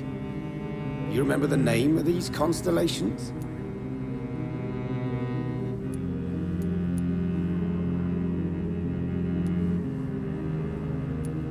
Draco. My favorite constellation. Memory's a strange thing. I can recite without hesitation the names of the 88 constellations, yet I barely remember my own childhood. Did he fake his interest in astronomy to get close to you? No. In his madness, he spoke about a blood sacrifice to be made to his master when the stars aligned to a specific configuration. Goodbye, Mr. Is there anything to connect me to this city anymore?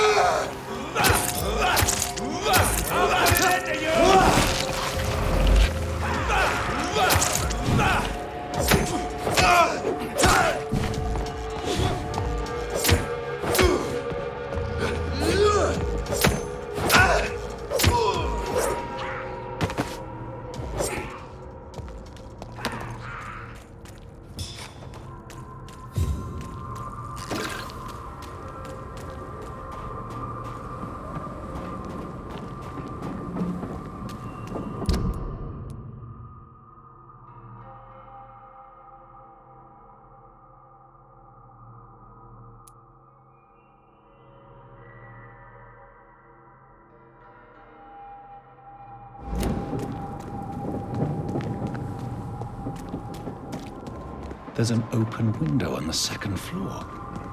I should be able to get in through that.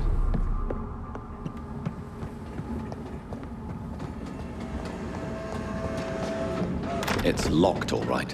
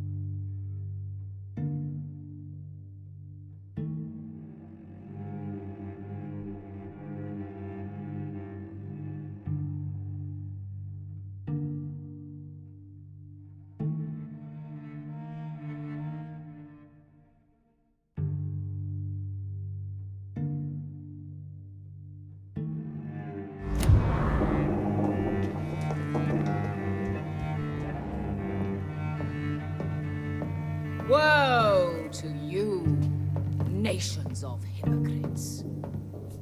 For in front of you stands the tall queen.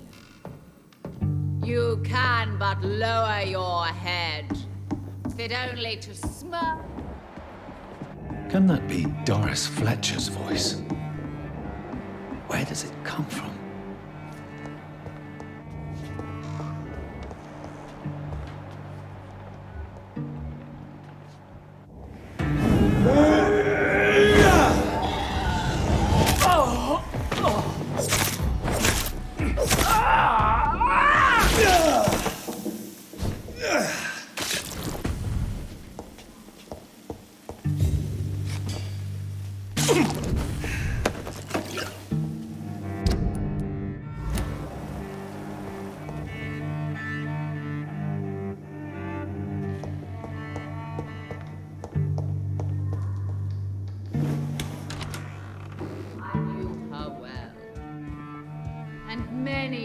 Testify to her kindness and beauty, for now she hides in shadow.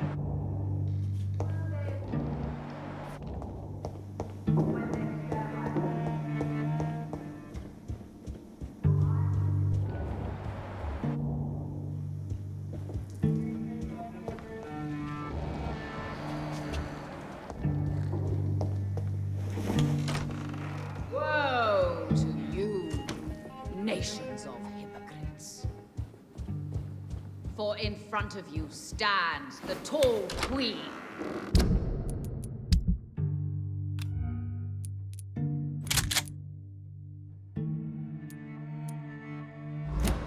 You can but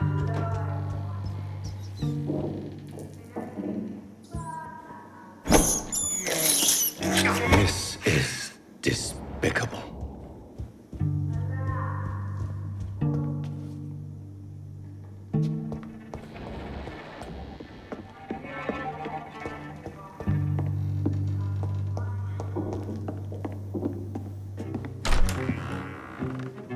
Who are you? You who dared enter my realm. Are you here to worship or mock me? I'm here to put an end to the vampire epidemic, Miss Fletcher. Ah. But Doris Fletcher is no more. She was consumed by this putrid flesh that now enshrouds her. You feel anger for what happened to you, but I can help you. I'm a doctor, Miss Fletcher. Doris Fletcher is no more. All that remains are the dreams of the queen she was, and the queen she'll be. Until then, all shall die, for that was her final wish. My blade, come to me, my servants, avenge me!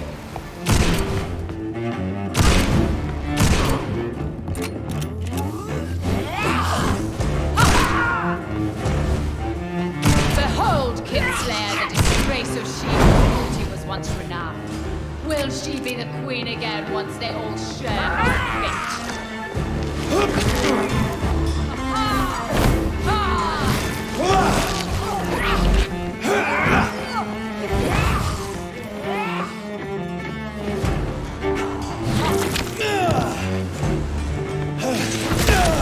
Woe unto thee, son of Balron!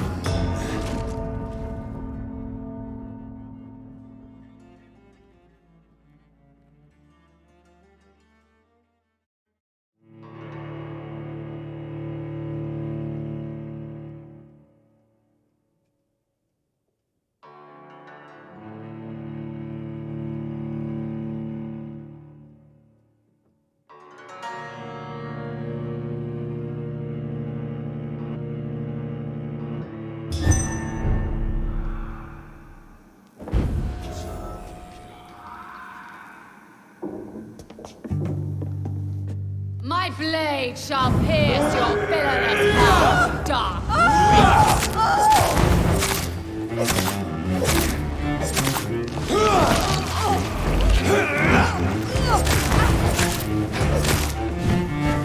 Behold, Kinslayer, the disgrace of she whose beauty was once renowned.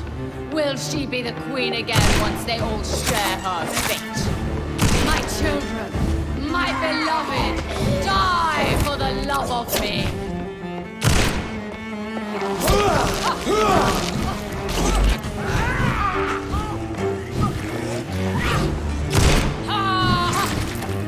Woe unto thee, son of Babylon!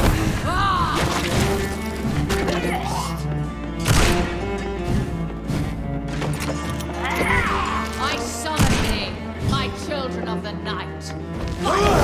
May! Spit! Kill!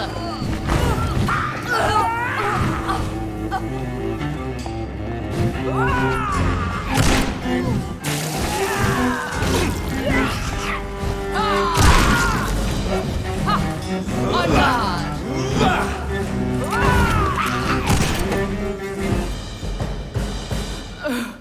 Wait. I beg you, wait. What? I don't want to die.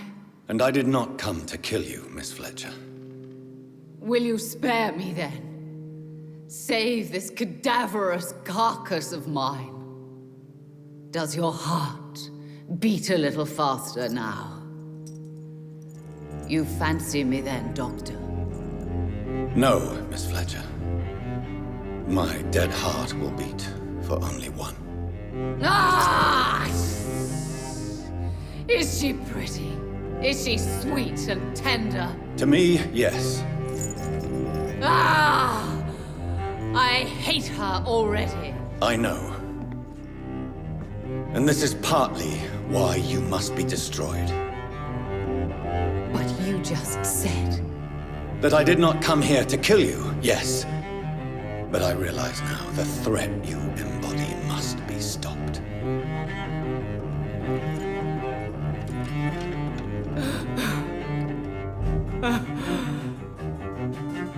Will I be remembered? Will you? You were Doris Fletcher, the greatest actress of her generation. No one can take that from you. Thank you. And farewell.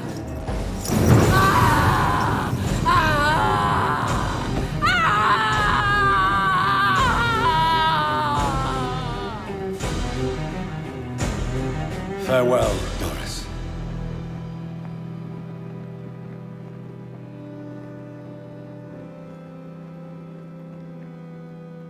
Bravo! So dramatic. I love it. McCullum. How strange I seem to find you whenever I'm inquiring about that skal infestation. I mean you no harm. I'm not here for you. But once I've put all the pieces of the puzzle together, I'm sure we'll have a little chat, you and me. Stay away from me, McCullum. You and all your war dogs. That I can't guarantee, Dr. Reid. But I'll let you go. For now. I should probably leave the theater right now.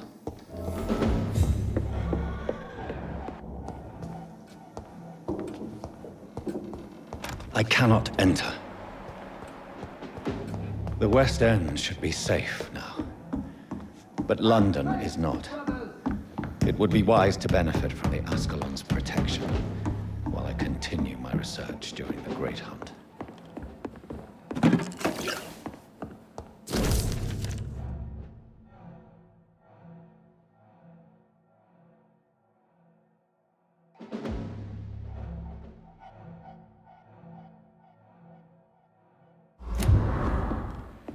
Don't forget to check every door.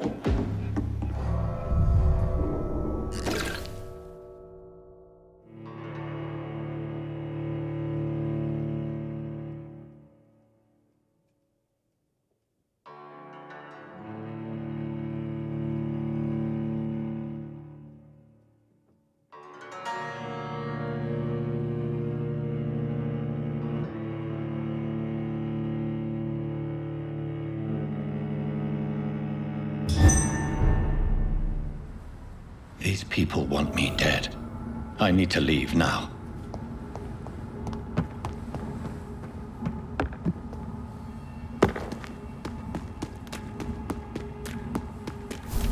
So Doris just needed to be close to her audience to infect them. Contagion through skin. Very disturbing.